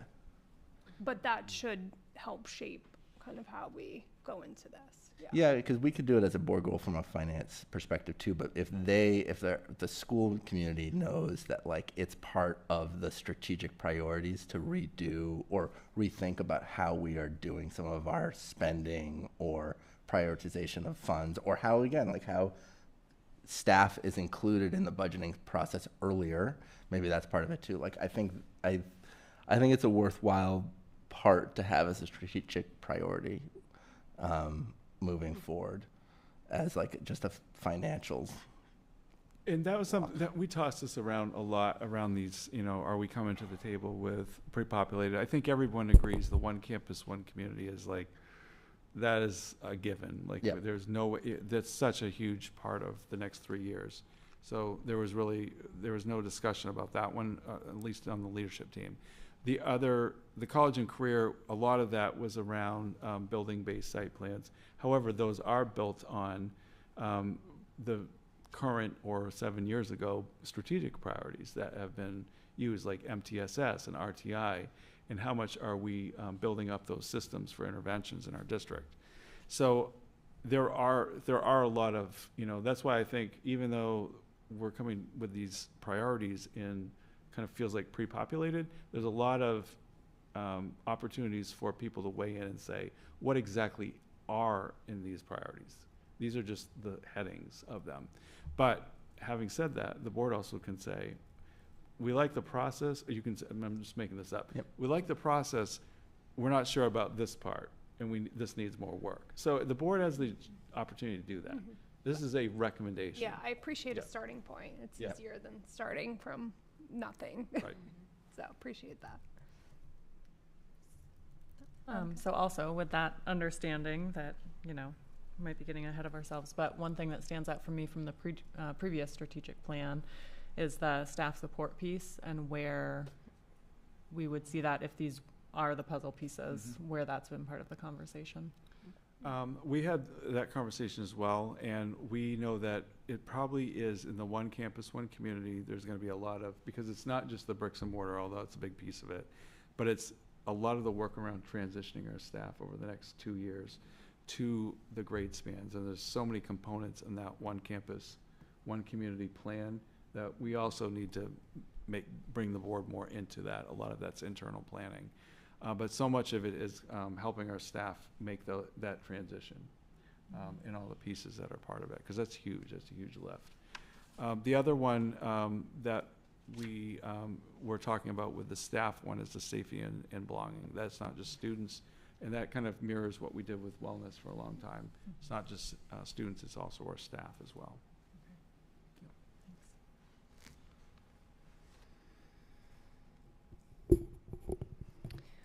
So one of the things that I often think about when trying to, decide, what to recommend for these things, or like some of the things that have come up that we would like to do in the future and like where it would fit. And today we talked about there's legislation in right now. I'm not sure if it'll go through or not for an 8:30 a.m. start time for high school. And we don't have to wait for that to pass or not. We could make that our own priority. We know that we did have to move it earlier and we were not happy with it. And I always see the moving to, we're gonna need new schedules when we have 4 buildings. And so like, is an 8:30 start time a priority for us, and where would I would want it to align with the direction that we're going for strategic priorities, and where does that fit? I mean, I guess it kind of fits in the one campus. Yeah. Did you want to add something, Christina? Sure. So there is a trend going that way. There's a push for it. It is in May, because we can't mandate, so it's in May. And I believe it's a pilot program. With some funding to pilot is what it looked like. Yeah. If it got the funding through the committee, but if it gets the funding, ultimately. But, yeah, so I would recommend watching the pilot program in the schools and see how it goes. There's a lot of back and forth, and all the things we've talked about before. The amount of daylight and the buses and the danger and the hazards, but the rhythms. It's so complicated. But I would definitely continue conversations about it and keep your eyes open to what works and what won't work. Yeah, and I think part of the one campus, one community transitions, there's going to be a lot of those kind of conversations about pieces like that. It's interesting because in 2015-18, that plan, there was the community identified this as a priority, because the high school, the secondary high school and middle school started at 7:30 at that time. And so there was a committee. I headed that committee for, most of a year. And that was a stakeholder group, 20 people. We made a recommendation at the board at the end of that year to go to 8 o'clock for secondary and adjust all of our schedules. So that happened. And then we went back to 7:50. We went the other way because of the enrollment growth in our district in all of our bus routes. We could not keep up with the 8 o'clock start time. And so we had to roll it back to 7:50. It almost killed me to do that, because it was such a big lift for us to get to that 8 o'clock part. And to have to go backwards was just terrible, and nobody wanted to do it. I know Katie really loves the 7:50 start time. However, I'm sure our friends over behind the tech desk love 7:50. But we have a lot of kids that are tardy to school still, and I think it's difficult for sure. If I could add one more thing I should have added before, and again, it's probably new to you, Jeff, since you've been around this before. the conversation seemed to gain steam as far as the feasibility of it when districts communicated or coordinated with surrounding Yep. districts who they're playing sports with, where possible. I mean, obviously, Yep. it can't be totally, but I believe it was Scarborough. It was very successful, Scarborough coordinating with South Portland or Yep. whoever's south of them. But by linking up the times, because many of the communities, parents, whatever, may have had similar time schedules and, work areas. And so, at any rate, keep in mind what We did do that back in 2015-18 plan when we had this committee. I think it was 2016 is when the committee met. We worked with the athletic department. We made sure that our athletic schedules, we weren't out of sync with a change from 7:30 to 8 because obviously the school day ended, a half an hour later than it has been.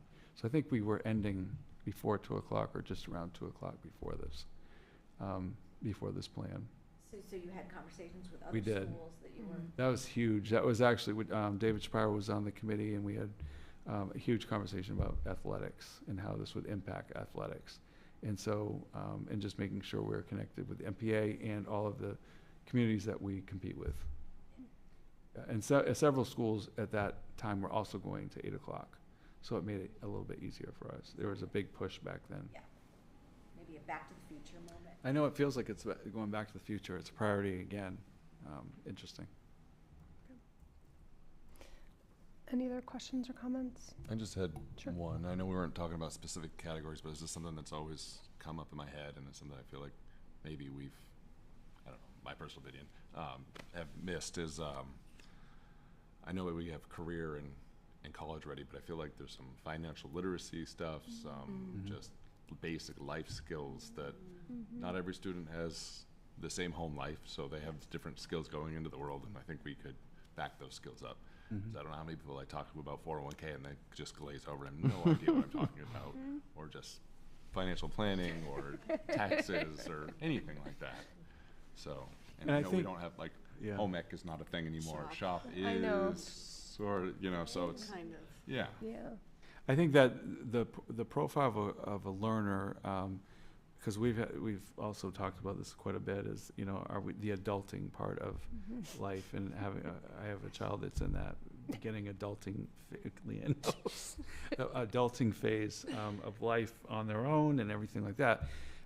Profile of a learner is meant to be adjusted to accommodate those things, and I think that is an area where there could be a lot of work. A lot of the profile of a learner is inventorying what we're currently doing, but it doesn't mean that's it. It can be more than an inventory. It's supposed to be, what do we want? What's aspirational for students? So, and I agree. There needs to be a lot more attention. I often wonder, we have some de facto home ec going on in our district. Like James Treadwell is an art teacher at the middle school. I don't think he'd mind me saying that he has kids sewing as part of his art class. Yeah. Art classes at the middle level, because he recognized 5 years ago kids couldn't sew. So now he has a sewing component built into art, which I think is incredible and it's terrific. And we need to, I think there's certain skills we've got to get back to like that. Financial literacy is a big one. But I do see that as, in my opinion, it could be under the profile of a learner. There is actually a bill that's still alive, suggesting there be a finance course class for graduation. Graduate. For all students, yeah, because we offer one class at our high school, Yeah. but it's an elective, Yeah. And everybody wants in it. and everybody wants in it. It's Everybody probably wants yeah, in it's it. very popular. Yeah. That's great. Okay, so the next steps are, we're going to bring this back for the next meeting for approval to really start a process. I guess I have other process questions, of course. Is this like a board committee? What's board involvement going into next year in this planning year process? Yeah, And so was that a slide? Sorry if I. well, I don't know if it was stated as succinctly as it could have been, but with the planning, let me just get to this part right here. So the community involvement does not have a commit. We weren't envisioning a strategic planning committee. There have been in the past strategic planning committees, and that was a stakeholder group that managed all of this. Because a lot of the one campus work is going on, we were worried about overbuilding this as well. But that is something that the board can decide they want to do. Yeah, I think it would make sense, one, to stop the flashing, and two, I can't stop it without getting out of the presentation. to at least have like a board member assigned as like a liaison. Yep. You know, just thinking everything from the development of the survey to, you know, helping analyze. I can already see we may have some volunteers. Data, surveys, analysis, visualizations. That we'd want at least a board member or two who are committed to supporting that process. Yep. And we've had, I mean, just to give people an idea, the last plan, the current plan we have, there was a strategic planning committee of about a dozen people. And representative of different groups in the community, including one person that didn't have children but was a community member. Mm-hmm. So there's been different iterations of this. We didn't consider that as a necessary part of this, partly because of the one campus project and the amount of time it's going to take. We also wondered if the curriculum committee could also be like a foundation for some of this. Yeah, if it sits in I mean, that could make foundational. Yeah, that those individuals then are more involved in it. Right. And the other thing I also don't want to lose kind of the thread on, which I know we won't because Mari's involved in all of it, is like with the the equity plan. There's things in that we would want to make sure get carried forward. Yep. Okay. Anything else? Thank you. And thanks to the leadership team for putting this forward. Okay, so now we are on to our second item for action. Can I get a motion to approve the professional position as outlined? So moved. Thank you, Annika. Can I have a second? Second. Thank you, Sarah. All right, so there is one position. It's a GHSFLS teacher. Enough letters there. Right, this is at the high school. This is a functional life skills special education teacher. We have a longtime employee who is retiring at the end of the school year. And so this is to replace her in the position. And the applicant before you, we had, again, this is a very specialized position. We have very few people who are really qualified or certified to be involved in these positions. We had 3 candidates who were interviewed, and we had 5 applicants for this particular position. Again, remember, this is a very specialized position. Any questions? All right, all in favor?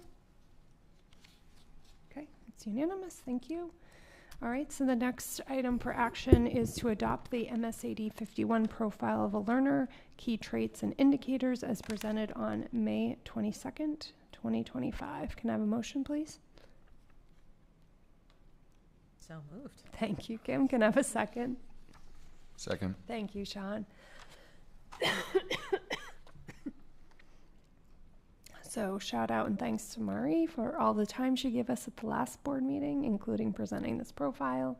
Was there any other questions or comments based on that? Of course. Go ahead, Kim. Sorry. So one of the things that we discussed briefly with Mari last time around was trying to harness alumni input. And this is just more of a suggestion. I don't know how it would come to be, but I would love to have somehow, especially strategic plan for a profile of a learner, perhaps to develop a way to gather that data from alumni. And I actually had someone reach out to me who had been watching the meeting 2 weeks ago who said, you know, what about families when it's their youngest who graduates?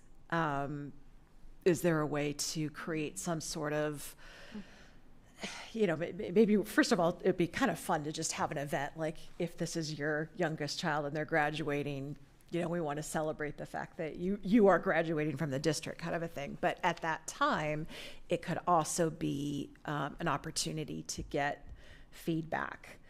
So I realize that, the kids who are graduating in the next year or two really will not have gone through this per se, but I would love to see a priority be, like I said, reaching out more, getting more data from alumni. I'll mention it to Marie. We're meeting tomorrow. We have a meeting tomorrow, so I'll mention it to her. I just wrote myself a note because I do think it would be. I think it would be very useful information if we can get information, even if it's from families, from parents that we still have contact with, and we can have contact with them, and just ask, even if it's during whatever is next for a student, and over the next 2, 3, 4 years, can we get some info? Do you mind if we contact you and ask, did we prepare your child for whatever they're doing next? Lincoln, would you be willing if we contacted you? Yeah? Go. Okay. We're going to contact you. So I was looking through my emails, Kim, and I had my reunion recently, well, in years past, and I think I have at least 80% of the class on this list, on this email chain. So I think there's more people out there than we know that have those email chains that we can kind of tap into. Okay. Yeah, I would think like contacting whoever coordinates for each class would have those connections. But I think the issue has been that takes a staff member who we had somebody that used to do it. To do that, and we would have to prioritize that. So if we're asking somebody to do this, what are they not able to do? Right. And that's, I guess, in my mind, why it aligns with the strategic new plan process, to say, oh, this is now a priority for us. And so when we say we need like a quarter of somebody's time to do this, because once we find out this information, we're going to be able to improve, our current education, because now we know how this plays out. Right. I think that's how we tie. So where I've seen it other schools have done, because this is a hard process, they use like the National Student Clearinghouse first to get a baseline, and then those that they haven't, to see like who's graduated, who's enrolled, who's persisted, whatever, and then who they haven't, they've reached out to. I think a survey generally for everybody makes sense, but I do think that if we start mass emailing everyone, there are a lot of legal text communication things or phone call communication things that we'd be susceptible to that we want to consider. But I think we have the National Student Clearinghouse. I think that's a really good starting point and should be part of any kind of metric in terms of our college readiness standards or like success benchmarks. But yeah, I guess what I'm saying, Kim, is I agree with you, but I don't know if it, for me, doesn't necessarily belong in the profile. Yes, I agree. And it's just something that kind of occurred to me, that as we adopt this, I want to make sure that there are ways to analyze and see how our outcomes are. And because the idea is that by the time they leave Greeley, is there a way to find out, now that they've left Greeley, whether they felt that these 4 circles were accomplished. And I just want to state one more time that the majority of our students who, once they get a cell phone, it is that number for the rest of their lives. No one changes their phone number anymore once they have a cell phone. So we do have that data, or that, reach out information, contact information. That's true. Okay, I'm done. Okay. For me, it would really show the investment in the student and what's the outcome. How did the investment in the IB program work out for that student in college? Were they overwhelmed? Did they sail through? But seriously, was it an easy freshman year? Was it a really hard freshman year? Was freshman year really easy and sophomore year was horrible? My eldest was accepted to nursing school straight from Greeley. It was, she was the only person in her class that was fully accepted for USM for the nursing program in that year. And she sailed through her freshman year. She sailed through her sophomore year.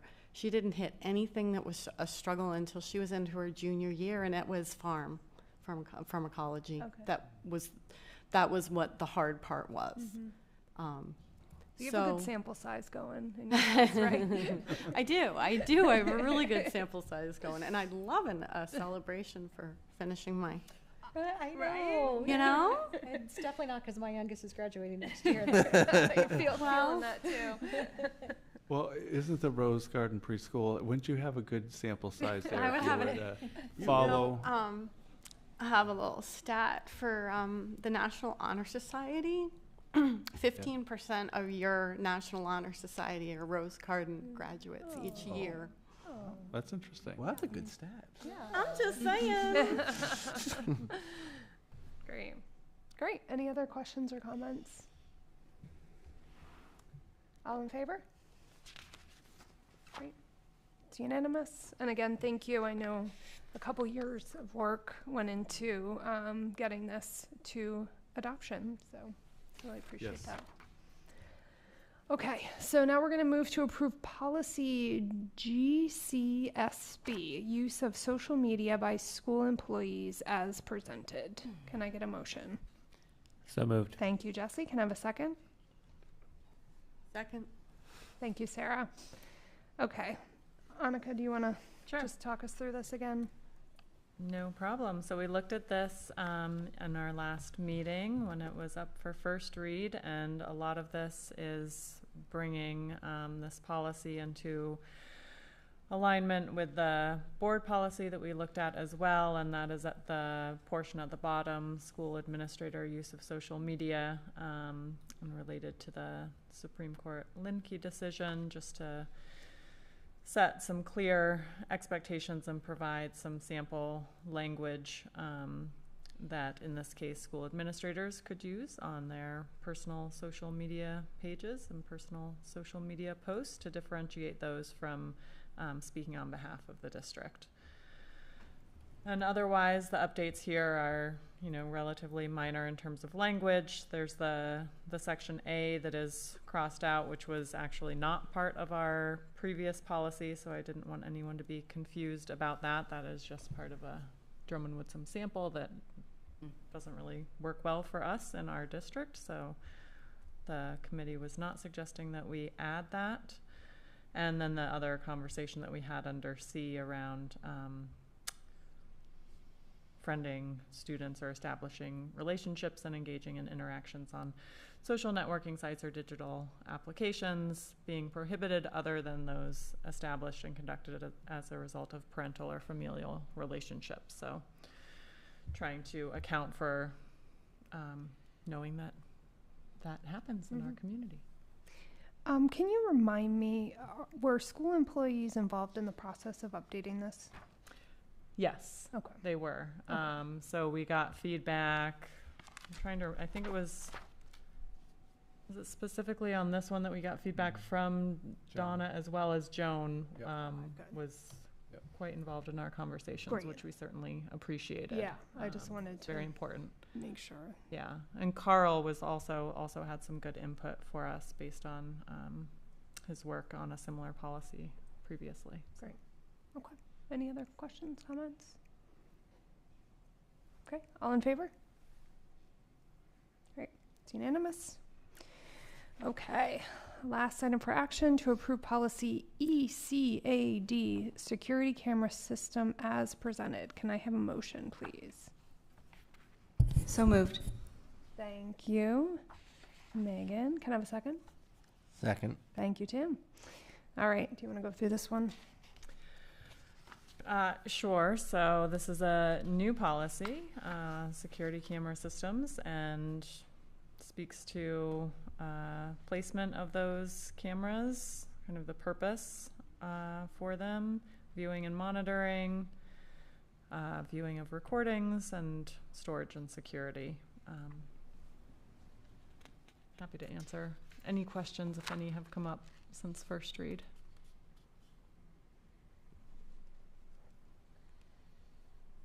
Was there any conversation about the process for who gets designated as one of the reviewers? Which part are you looking at? So it's referred to in a couple places. Mostly it's the superintendent and like designees, or the superintendent, building administrators, and others designated by the superintendent. Yeah, I mean, in our district, it's school administrators and our facilities director. Obviously, was especially around external cameras, there's a lot of that review. But generally speaking, I don't think there was a lot of discussion about that. We don't have a lot of people that view. Oh, SROs is the other. And like, would you need? I'm assuming, but I'll ask, like a specific login to be able to get into. You have to have access to it, okay. yeah. And also our office personnel can also can view this.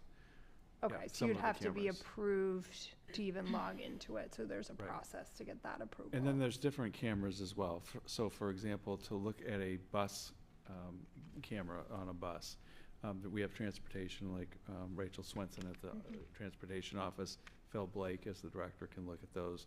Our school administrators can look at the bus cameras. SROs can, law enforcement can in an emergency. They don't have unrestricted access. And then a parent can actually view a camera if their child is involved in an incident. If they request to do that, they may view it with the administrator, the school administrator, and sitting there with them and viewing that. And it can only be that area where their child was involved in it, if they request that. But generally speaking, it's limited. We don't have carte blanche people looking at our security cameras. And we don't have anybody that's looking at it 24/7. We don't have people doing that. You don't have one of those rooms. There's an incident, we review it. Yeah. And I will tell you right now, I never look at them because I don't even have access myself. They don't let you in. I delegate that out, so. Christina, did you have a question? Can they be FOIA'd? They cannot be, actually, that's a very good point. They cannot be FOIA'd. However, and we also, and I think it was in the policy, we do not keep them more than, right now it's 14 days. It says in policy you can keep them up to 30 days. We actually don't have the capability to keep them for 30 days. However, if there's an incident with a student, we can download that particular file, and a school administrator can keep it for as long as that incident is open. But it cannot be FOIA'd. And do you have a definition of complaint? A complaint is if there's an investigation of any kind. For example, a parent or a student is complaining that something happened, we would review that, or a staff member, we'd review the camera. And if there's an incident that is ongoing, we can save that part of the clip of the camera. And we've done that with investigations that we have. So for example, a parent calls, and this is pretty routine, something happened on the bus. A school administrator can go, or the transportation administration can go and look at that clip of the, of what happened in that incident. If they haven't wrapped up the investigation in 14 days, they can then save that part of the clip until they have finished, and then they delete it. So, but generally speaking, we don't save that, and we do not turn it over. That is protected. So in other words, a parent can't just be coming in and requesting, I want to just review everything that happened in the hallway. Can't do it. Can't be FOIA'd. That's all security footage. So,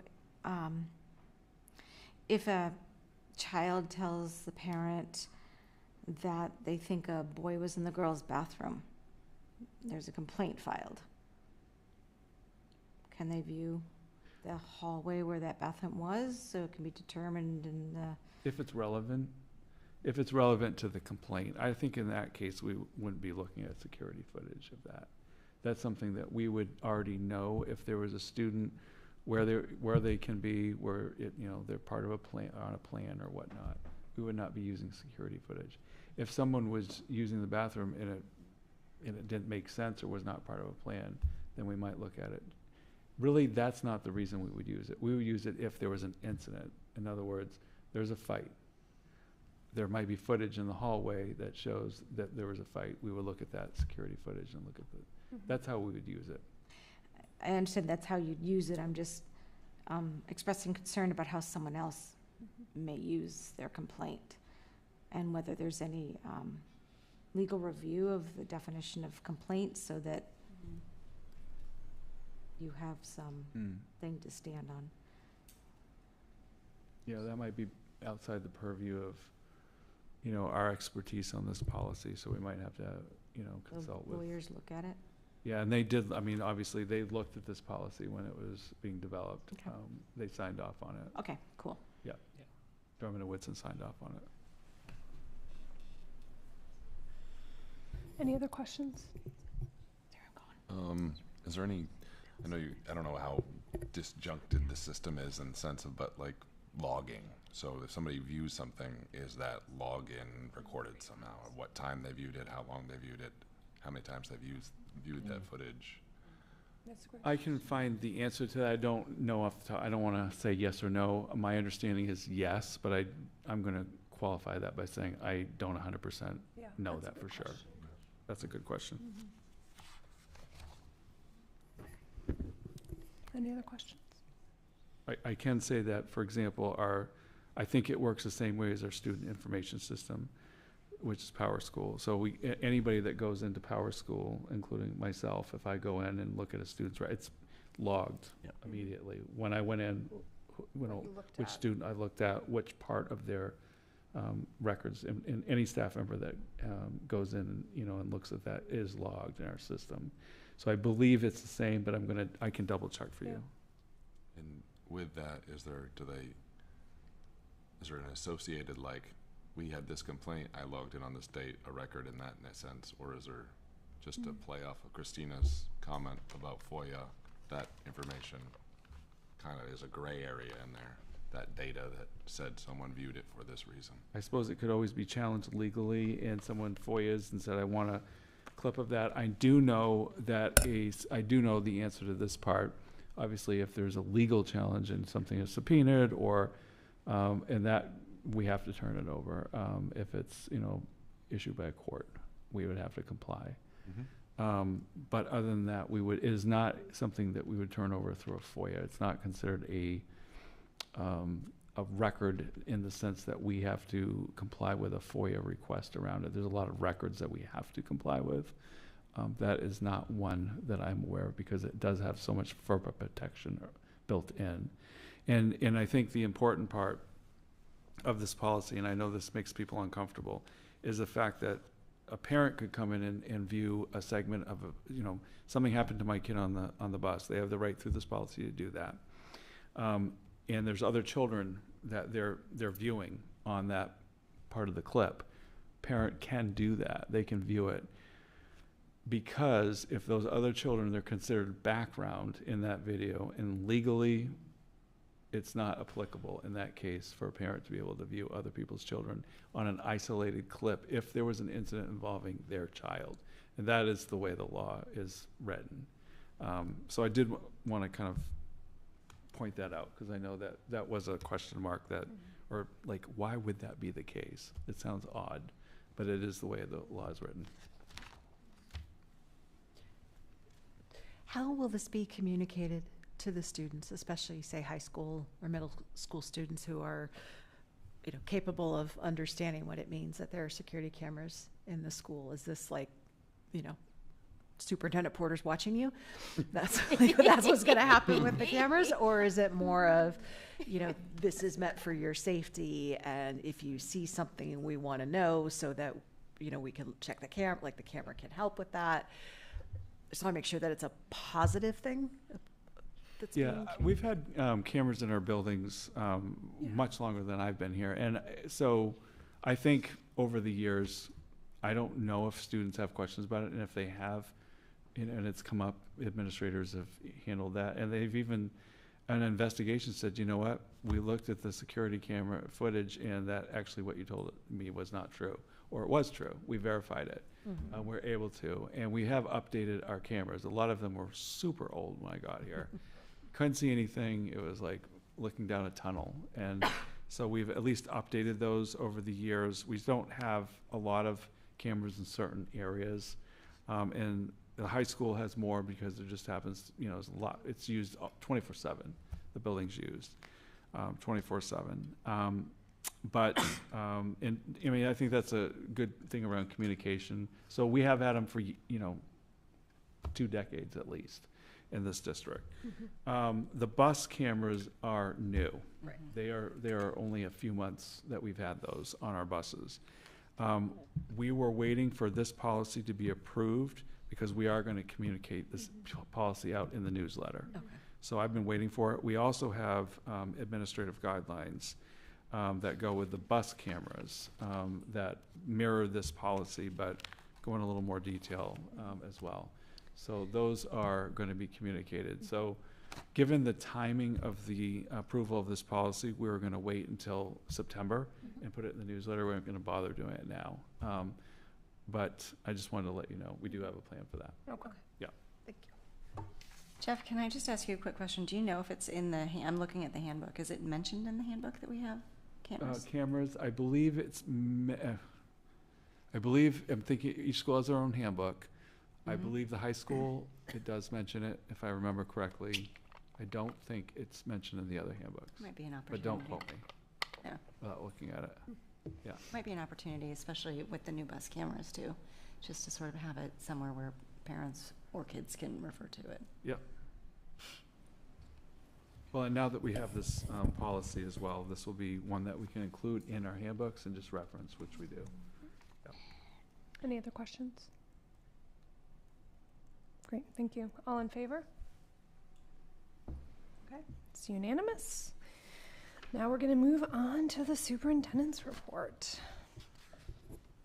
I'm probably going to have to ask who made the motion on the cameras again. Who made? I think it was Megan. Megan, and then Tim. Okay, thank you. Missed that. I was like this way and then that way. All right, superintendent's report. We're getting towards the end of the year, so lots of exciting and things are going on in our schools. Not that it isn't always happening. Kindergarten Let Grow project. This is about students, again, learning skills about that build their confidence and independence as they get to the end of kindergarten. And so this is the Let Grow project, and probably Margaret and Lillian know a lot more about this than I do at Wilson School, but I've heard this is a really cool activity that the students in kindergarten have been involved with. This was something that was forwarded to us. I thought it was kind of indicative of how we welcome new students into the school community, and this was an example that we were given. I think it's an example of many times how new students are accepted into the school. But at Mabel Wilson School, this was completely unprompted by the teacher. It shows an example of how a new student starting off at Mabel Wilson was in this community, then moved here, and got a nice welcome note from their classmates. Says, I really hope you feel welcome. I hope everyone's nice to you, and as your friend, I hope to be your friend. No. So, local history visits. Carolyn Small, who is she's a volunteer at the Cumberland Historical Society, and has been for a long, long time. Continues to meet with our second graders every year. So she's doing that right now, actually, and I had a chance to pop up and see her in action with a couple of our second grade classes, actually 4 second grade classes this afternoon at the Historical Society. And just really a wealth of knowledge that Carolyn brings to that, and kind of captivating all these artifacts that she shows about Cumberland and North Yarmouth history. And she reminds everyone that there was no Cumberland until it was created by North Yarmouth. So North Yarmouth came first, and then Cumberland. North Yarmouth actually was 5 towns. Fun fact. And then it's a fun fact. And then Cumberland was We're created born later. out of North Yarmouth. It was, I think they call North Yarmouth the mother town because it was 5 towns, all in one. But anyway, and then one of the fun facts is that there used to be 13 one-room schoolhouses back in the day, and this is the 1700s, 1800s, and I think that practice stopped in 1951 when the Drown Road School, which was called Cumberland Elementary School, was built, and that consolidated all those 13 one-room schoolhouses into one school. And that's where students went to school, and there's one school bus that's it. We have 25 or 26 school buses today, but there was one back then, and it picked up all the kids, and it took forever to get around town. But anyway, very interesting. Celebrating third graders, there was a assembly, kind of a farewell assembly last week. Now, even though school's not quite over, for third graders, celebrating our third graders as they are starting to think about going to the middle school for fourth grade next year. Also at 4-5, congratulations to the Special Olympics. Fourth and fifth graders, they received a rousing welcome back to school after the competition from their fellow fourth and fifth graders. Ecosystem report, students in fifth grade have been demonstrating a lot of effort in their ecosystem research reports. And they've been sharing those reports with each other in learning about ecosystems. Community Orchard, I'm going to turn that over to Jesse. All right. So last Friday, we had the entire fourth grade join us at the Community Orchard. Kathleen Follett, who's a fourth grade teacher, organized this. They did a lot of pre-teaching about pollinators and stuff. And then, so they marched down in two groups of about 100. All the way from the school, all the way through the town forest or down Stiles Way to the orchard, where we talked about pollinators and what the orchard is and, how it's going to be a benefit to the community. And then everybody got a cup with a mixture of clover and wildflower seeds and sand. And we demonstrated the proper way to fling, not in your friend's face, ideally. And we spread them all out. And then I had a speaker on my back, and we played some dance music and frolicked around the orchard, flinging seeds everywhere. It was great. So we covered all 2 acres with wildflower seed and clover seed, and so we're hoping that the invasive knapweed there will now have to fight with wildflowers. And it was great. The students were super respectful. They asked amazing questions. They answered questions. And had a lot of fun. And so, it was great to see some community engagement and community service, and it was a beautiful, perfect day as well, and they got some exercise. So we welcome them back anytime they want to come help out and fling seeds around. I was going to say maybe for our board retreat this summer, we just all go and do some bonding around. I mean, in a few years, there'll actually be fruit. It's not that exciting. There are like 3 trees with like a few flowers on them, but in a few years, we can have a retreat there and just eat fresh peaches and stuff. Jesse, I can say that you had glowing reviews, and they had a ball, and they came to my house, having all kinds of information and like really understanding it. And they were really excited that if they missed their snack, they could just go and grab a piece of fruit. That was one of the things they picked up. And you have some good dance moves. And they had seeds in their hair, and now at Sarah's house, there's seeds everywhere. Thanks. Well, thank you, Jesse. I knew that you could illuminate that more than I could. And there's a photo of Jesse. I don't know if that's the dance moves or there, but I think that's me about the fling. I tried to look up how you say this correctly, so I'm probably going to butcher it. Bocce? Bocce. Oh my goodness. Okay, PE classes. Not Italian. Oh, I know, I'm not Italian at all. I'm very English. PE classes worked on the great sport of bocce. Thank you. And the students thought it was an older person's sport, but in the end, it was their sport for 6-8.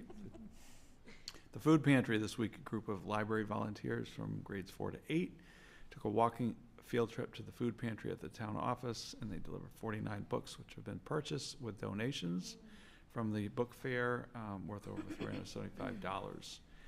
And back in December, families also who visit the food pantry this coming December will be able to choose from the selection of titles for holiday gifts. What a great gift to families in need. So thank you so much. That's great too. So many good things going on. The orchard project, I don't think this is your orchard project, but okay. This is the senior class project. This was a senior project, basically, that was gifted to the community. I didn't know if Jesse was involved or not, but this is on. Oh, wait, you were involved. Okay, I'm sorry. Go ahead.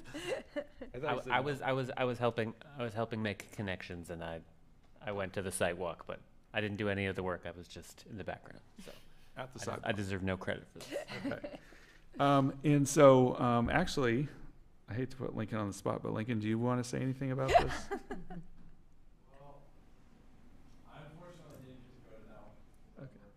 All right, just wanted to give you an opportunity. Yeah. It was the class gift, right? It's the class gift. Yeah.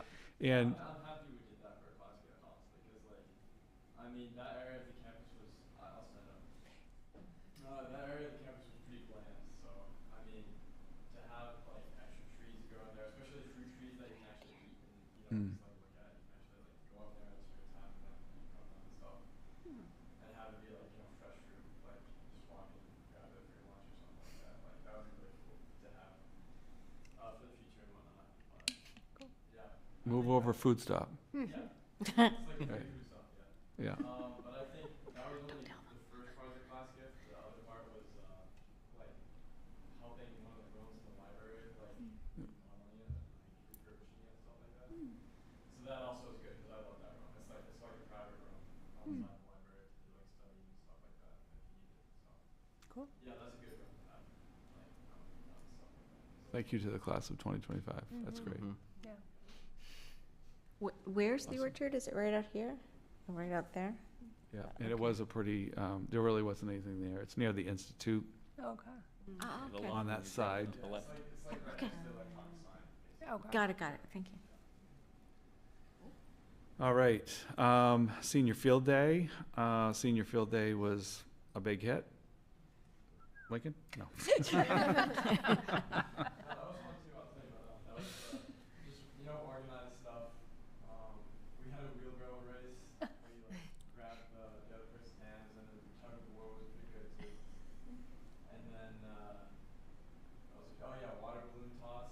That was pretty fun too. I think that was the most competitive out of all. Actually, no, tug of war was the most competitive. That's always a fun one. Also during Spirit Week. That's always a big one too. Senior barbecue. Huh? Might as well just come up and talk about it. Might as well get on the mic for this. I like this. This is fun. Oh, it's great. You were able to use the tables. And the Foster family is cooking the barbecue, I noticed. Because if you're not at the mic, nobody at home knows what's going on. So, yeah, this one was good. I would like to publicly say thank you to everybody who did that, like the parents and the Foster family and everybody who was out there grilling and stuff, because there was a lot of food and there was a lot of drinks and stuff. And then we had some spike ball tournaments after, just right over there. And yeah, everything was all nice and stuff like that. So yeah, basically thanks to the parents again for that. Senior walk, yeah, that was good. I remember thinking about that every single year, even from kindergarten. I'm like, oh man, I can't wait till I go on the senior walk. And yeah, it finally happened, and it was really cool to I think that was honestly the most fun for everybody on campus, because all the kids were all in the hallways and stuff like that, waiting for us.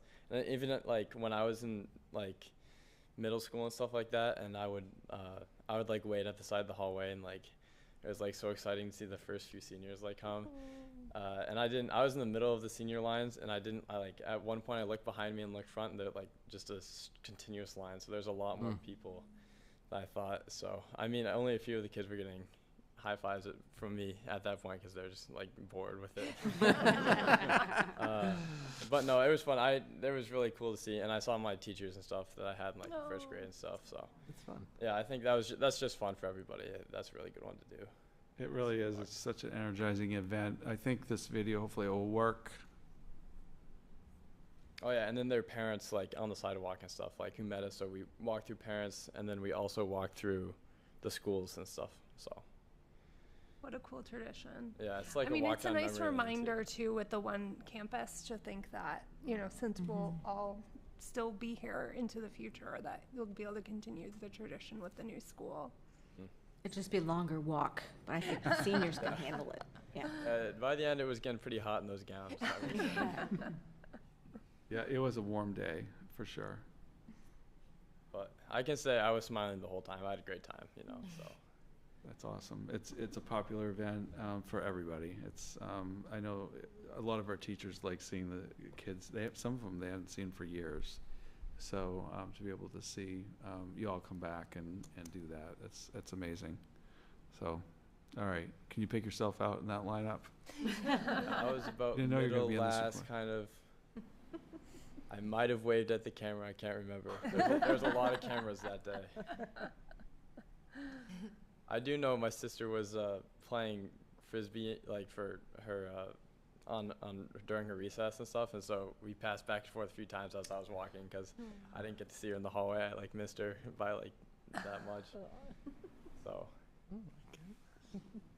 yeah, it was pretty fun. Awesome. All right. Whoops. Let me try to get to the next one here. And then obviously graduation Yeah, day graduation was on good. Sunday. Yep. Where are you in that? Do you see your hat? I'm behind the confetti. I don't think you can see me. There's too much confetti. Also, it was super windy that day, and I didn't want to throw like my hat up and just like lose it. I mean, I only threw it up like 5 feet, and it like flew like halfway across the amphitheater. So I have to say it was one of the most conscientious classes about getting your hat back.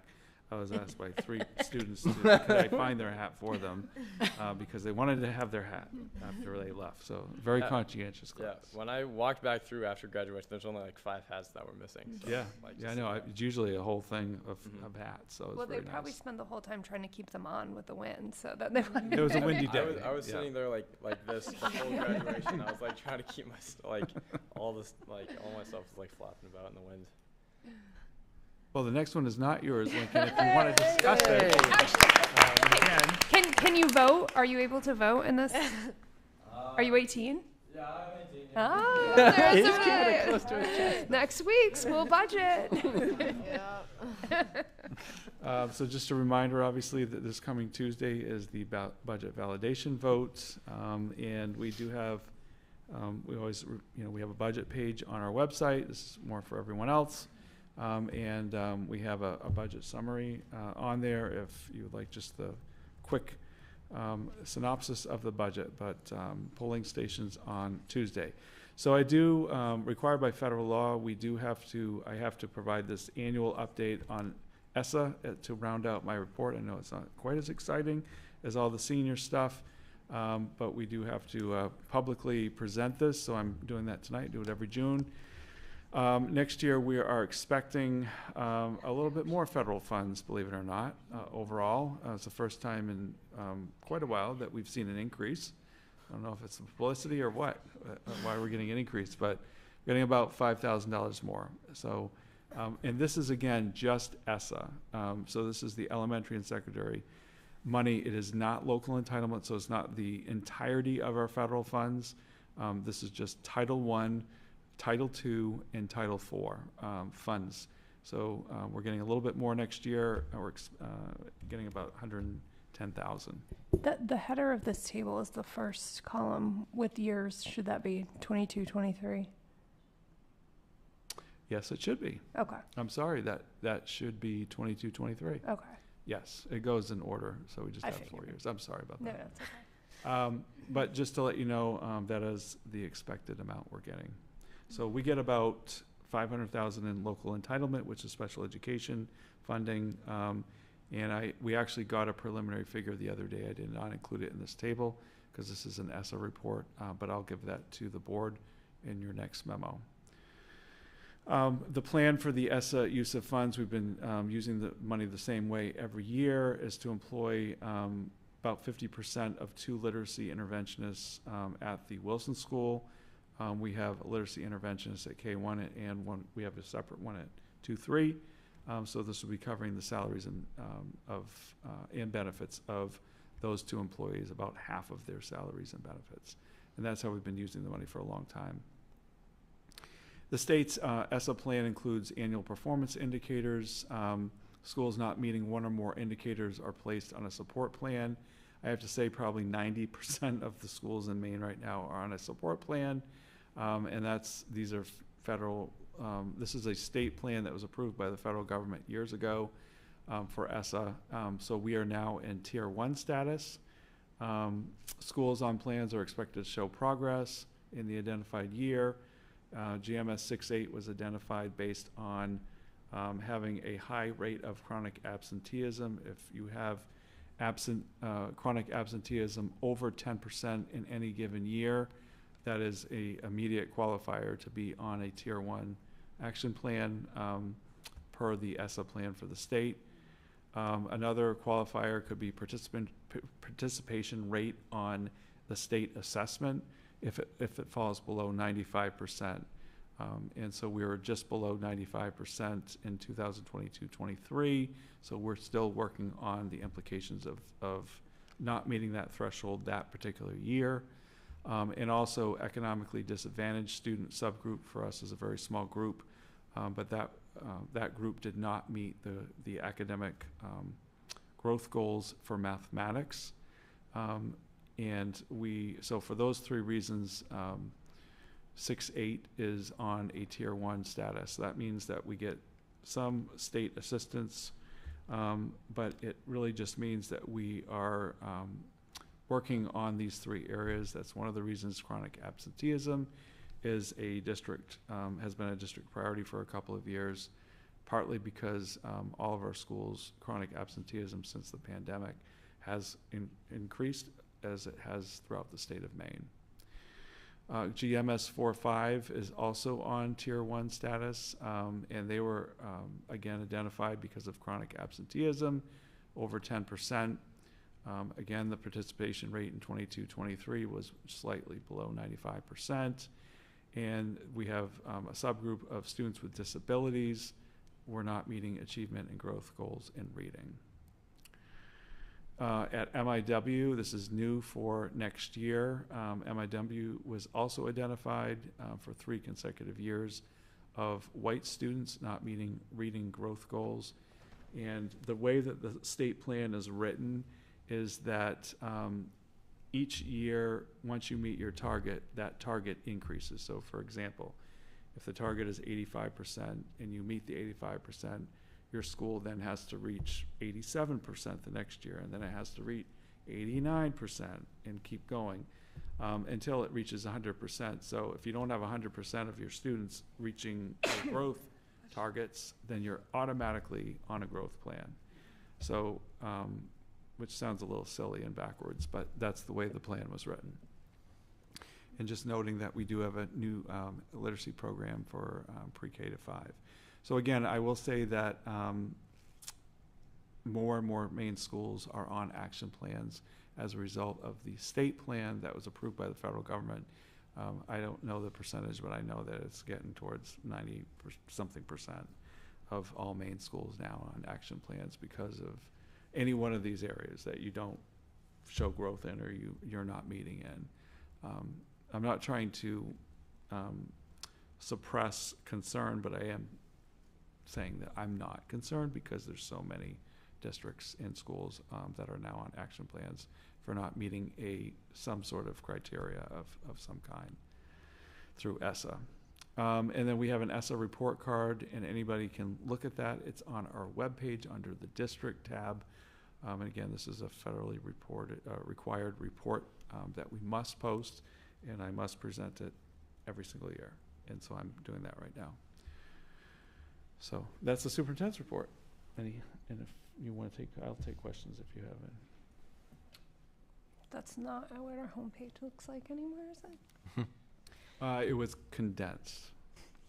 I just had a quick question on the ESSA report. So there was the one indicator that was identified as 22-23 prior to this slide. Yes. For the chronic absenteeism and the in this case students with disability subgroup not meeting achievement, did that also goes back to 22-23 and has been No, it's multiple years. So we just haven't that continues every year. Those are annual. Okay. Yep. And I have a question. How do they determine the economic status? We don't have any free lunch program anymore. So that is based on parents who do report. So, you know, we still try to get parents that might qualify to please fill out the paperwork. Okay. And so it is based on that. Okay. Yeah. So we know that our economic disadvantage number is probably in this anywhere from 5 to 8% every year. Right now, it's like, I couldn't give you a number, but it's far less than that because there's no real requirement to fill out the paper. There's no benefit to fill out the paperwork. Correct. We encourage Correct. parents to fill it out, and so it's based on that, and so it's not a super indicator. Maybe we could loop a reason to fill it in. Yeah, I mean, we do thankfully have parents that fill it out still and know that there's no benefit to doing it. Right. But they still fill it out. But quite honestly, there's a lot of parents that aren't going to fill it out because we now provide free meals. Christina. I'll just add in that that's chronic everywhere, that schools are not parents of those forms. They're just not filling it out anymore, and there's no real incentive anymore. And so hence there's a lot of conversation about changing how that, to your point, Sarah, is calculated statewide. And just to note, the ESSA report credit is under curriculum now, Yeah, I'm sorry. That's That should okay. have been updated. just in case anyone's Apologize. trying to find it. I will make a note of that. Yeah, that would not be trying to report where to find it, and we didn't report it correctly. That was from an old year. Just says how many changes you guys have been making to the website. I just wanted to add one last thing. I just wanted to thank the band for coming out to the Memorial Day Parade. I think they did a great job, and as a veteran, I appreciate that that's part of something they do, and it was great. That's great. Yeah, I was bummed the middle school band wasn't able to march this year as the high school. Okay. Committee reports. All right, Katie. Hello, everyone. I don't want to make this thing mad at me. All right. Well, I mean, Lincoln pretty much covered it, but lots of grad stuff. Saying goodbye to all the seniors. Very sad. Senior walk. Didn't shed a tear, but I thought about it. A lot of my friends did, but that was very sentimental. And Mr. Porter gave a great speech at graduation. Lots of also great report on that. Everyone loved your speech. And I think, finals are in full swing. It's about to happen. Everyone's gearing up, preparing for battle, and studying every single day. I think that everyone is like the studying every single day. I for sure am studying every single day. The stress is real, but that's the good part about this time of year. It's when we cram all the stuff. It's good for us. But yeah, I think. Oh, we had Step Up Day yesterday. That was so much fun. It was super strange to have like year 12 on my schedule. I was like, oh, who's this? This is so weird. Year 12. Oh, wait. And so then I had to walk around acting like a senior all day, which is just not even, I'm not even close. I'm 14 in my head, so. But that was super fun, and all the incoming freshmen, they did a great job. They asked for help really easily, which I think when I was a freshman, I was petrified to ask anyone older than me for anything. And so they did a really great job advocating for themselves, and I think that the senior mentors also did a good job leading kids around and helping and just doing the whole thing. The senior mentors sat with their kids at lunch too, so that was great. And yeah, almost the end of the year. We're almost there. Yeah. I got a report that the upcoming 9th graders look smaller than other classes. Everyone always says that. Just and they look forget. the exact same. There's a lot of growing that goes on this summer, Yes, right? Before exactly. high school. Great, thank you. All right, finance, Kim. Not a whole lot to report other than, as we said last time, please go out and vote. If you need any more information before you make your vote, before you make your decision, we are very eager to make sure that you have the information that you need. We want your vote to be informed. We want you to feel confident when you go into that ballot booth that you know exactly what you're voting for. So please reach out with any questions, and just kind of as a follow-up to what we discussed with the school board members' involvement on social media. There are times when one of us is able to identify a misconception or something that someone is posting that maybe is not accurate or out of context. So we try to do that when we're able to, within the bounds that we're allowed, but we're not always able to get that. So I just want to remind everybody to please not rely on Facebook when you are thinking about how to vote this week. In addition to that, we are woefully behind on our quarterly reports, in part, or I believe primarily due to the accounting program and getting all that. That does not mean that there are not accurate numbers. It just means we have not formally sat down and received the financial quarterly reports to officially say that we have looked at them. So that is something that none of us love, and we are going to remedy that as soon as possible, and hopefully next year that will no longer be an issue. Great, thank you. And also thank you for all the work that you do helping to explain to people who do have questions about the budget to be ready for their vote. So really appreciate it. All right, policy, Annika.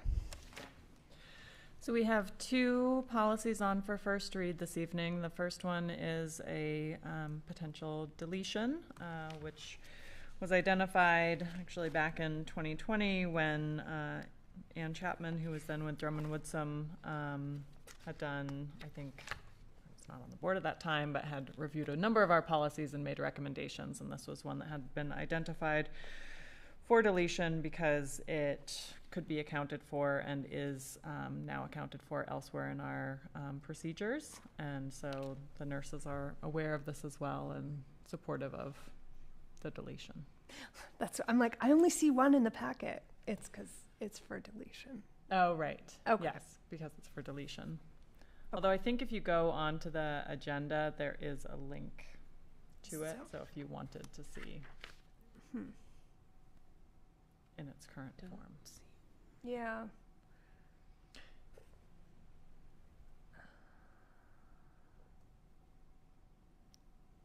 Is anyone able to see that? I was. Oh, okay.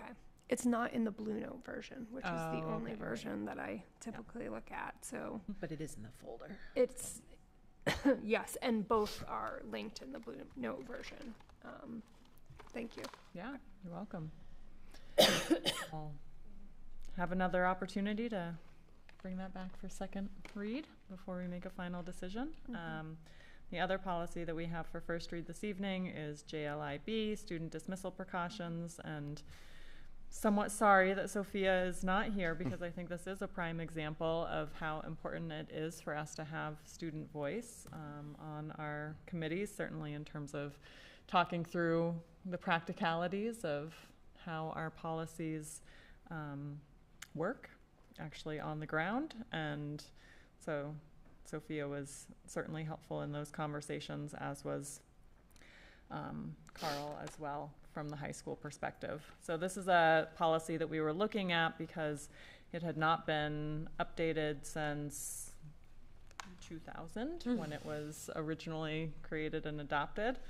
And we actually spent quite a bit of time going through it, trying to provide sufficient guidance while also understanding the realities of things like junior privileges and how things, accounting for the differences between buildings and ages, and making sure that we were keeping it appropriately broad as we try to do with our policies as well, while also providing guidance. Great. Any questions? Thank you. All right, next up, Building Facilities Committee. Tim. Okay, so I haven't seen it in the last 2 weeks or so, but I hear that there has been a lot of construction. So our site plan is well underway, but I haven't heard too many complaints. So I think I know that our administrators are actively responding to neighbors and dealing with situations on the ground all the time. So I want to thank our design team and our building administrators for moving that project forward. June 12th is a big date. So June 12th, mark your calendar, circle whatever you need to. So that's when our bid opening for the new school will occur. The bidders asked for a little bit more time and pricing, so we pushed that to the 12th. And then we have the groundbreaking ceremony. So thanks to Megan and the communications committee for setting this all up. So the groundbreaking ceremony is next Thursday, so the 12th at 6 p.m. We'll have plenty of parking available in the variety of the high school parking lots or the parking lots around. It's going to be kid friendly. There'll be light refreshments. And it's going to happen if there's rain or shine. But since it's in the middle of the week, it's going to be beautiful. So yeah, anything else you would add there, Megan? We're going to have a tent. So yes. Bring on all the rain you want. No, and shovels. No, and there'll be shovels. You get the tent and then it doesn't rain. Yeah. There will be adorable shovels with which to eat your cake. Yep. And adorable children in cute little hard hats. Yeah. And speeches. Yeah. Yeah. Yeah. It's going to be fun. And there'll be Oscar music, so the speeches can't go too long. So Play them off. we'll definitely play you off. But we're excited about it. It's going to be a big party next week, and so hopefully everyone can come and enjoy the festivities. Will there be dancing? Jesse's going to dance. I'll be there. And teach us how to do that. And then we have to mark a time for the facilities work and the facilities portion of the team to do kind of a walkthrough. So I'm hoping we get that done in the next couple of weeks if we can schedule time. I know we were working on that, so we'll just try to tie that down. We were waiting for you to. I'm back. Come back from your. So I'm kind of your back. Babyhood. I appreciate it. Yeah. So anytime we can figure that out, but. Great. I think Thanks, that's it. Mm-hmm. Curriculum, Christina? Nothing new to report. Last meeting was May 19th, and I reported out May 22nd. Though I would add, I'm hearing a lot of curriculum being mentioned. So apparently, good luck to the future curriculum committee. Great, thanks. Equity, Kim? So we had our last meeting last week, said goodbye to Jordan. As we reviewed and thought about the end of the year, we realized that this year was definitely a learning curve year because we were coming off of the plan being established and this year trying to understand how to work the plan and what the role of the committee really is now that the plan is in place. And so I would like to at some point do a presentation very similar to what Jeff does with the strategic priorities to look at the plan and be able to show you all kind of where we're at. Things that we have realized over the course of the year probably are not meant to be in the plan. Just sometimes you have to kind of live with it for a year and learn what does and what doesn't necessarily work or belong in the plan. So I feel like while we don't have a whole lot to show for this year, we did definitely learn a lot, and we will apply that to next year to really help us grasp how we can evaluate the plan and the benchmarks. Annika, is there anything? There she is. Is there anything you want to add to that? Okay. Thank you. Ad hoc committees. Anything to report? Okay. Nothing. Oh. I'll just say for Foundation 51, put in a plug for the last day soiree. They're going to have ice cream at the North Yarmouth Community Center from 1 to 3. Oh, cool. And this is something that's happened at least the last year, maybe the last couple of years. So last day of school, ice cream at the North Yarmouth Community Center. after school, courtesy of Foundation 51. Great. And the last day of school is the 17th? June 17th. June 17th. All right. It's an early release. Early. Really early. Yes. All 11:30 secondary, 12:30 elementary. Great. It's just a swing by school and say. Okay.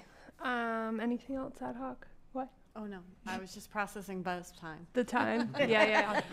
Say Right. early release? Early. What does that mean? All right, communications. We're already planning for the next board year. Everyone should have received a survey. I'm assuming Melissa snuck it in here because she hasn't got everyone to respond to it yet. So if you have not filled out the board retreat survey, yes, you're gone that week. Consistently don't get the emails. You don't get the from her email. sometimes. Okay.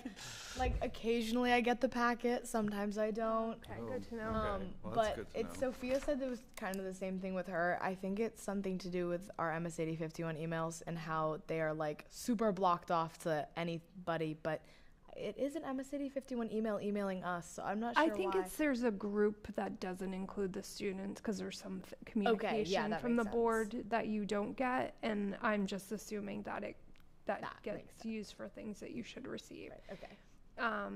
But can you access did you get the packet today? Yeah, it's just computer dead, but I will fill it out. Okay. So yeah, if everyone can fill that out. I do recognize all the dates were offered on the same week, and it would be good to know if somebody is not available that week at all. It looks like we'll have to look at another week. But just if you want to check that out and fill that out, and then we'll be welcoming at least one new board member after next week's election. Tomorrow is our interview. Oh, and for the student, right, the student as well. So 2 new board members. So we'll have to make sure that we get theirs filled in too. So good luck with those interviews. Choose wisely. I'm sure it's a great batch. But that's all I had other than, just hope to see everybody there next Thursday for the groundbreaking. Very exciting. Wait, since it's titled communications, Jeff, I noticed that the MSAD 51 Facebook page often posts a lot of the things that you put in your report, and there was hardly anything from normally I sit there and I go, oh yeah, I saw that. Yeah, I saw that on Facebook. Yes, and I'm sure it's just so busy. But has there ever been discussion about putting your report on, like having the Facebook page put out your report? Because I think it would be wonderful for the community to see. So, for example, I noticed that Mabel Wilson put the little thing about the kids making the welcome card for their friends, but that's nowhere else. So I don't know. I would love for the community to see more of that. Yeah, I'll talk to Melissa about it. I think Okay. that's a great idea. Cool. Thank you. Great. Thank you. Awesome. All right. Well, now I just need one more motion. Come on, new dad. or do you want to stay? Yeah, Do you- actually, you're no. like- What else do we got? You should have been Executive session? No. Not this week. All right, I move to adjourn. All Courtney. right. So, could I get Courtney, a I'm coming. Second.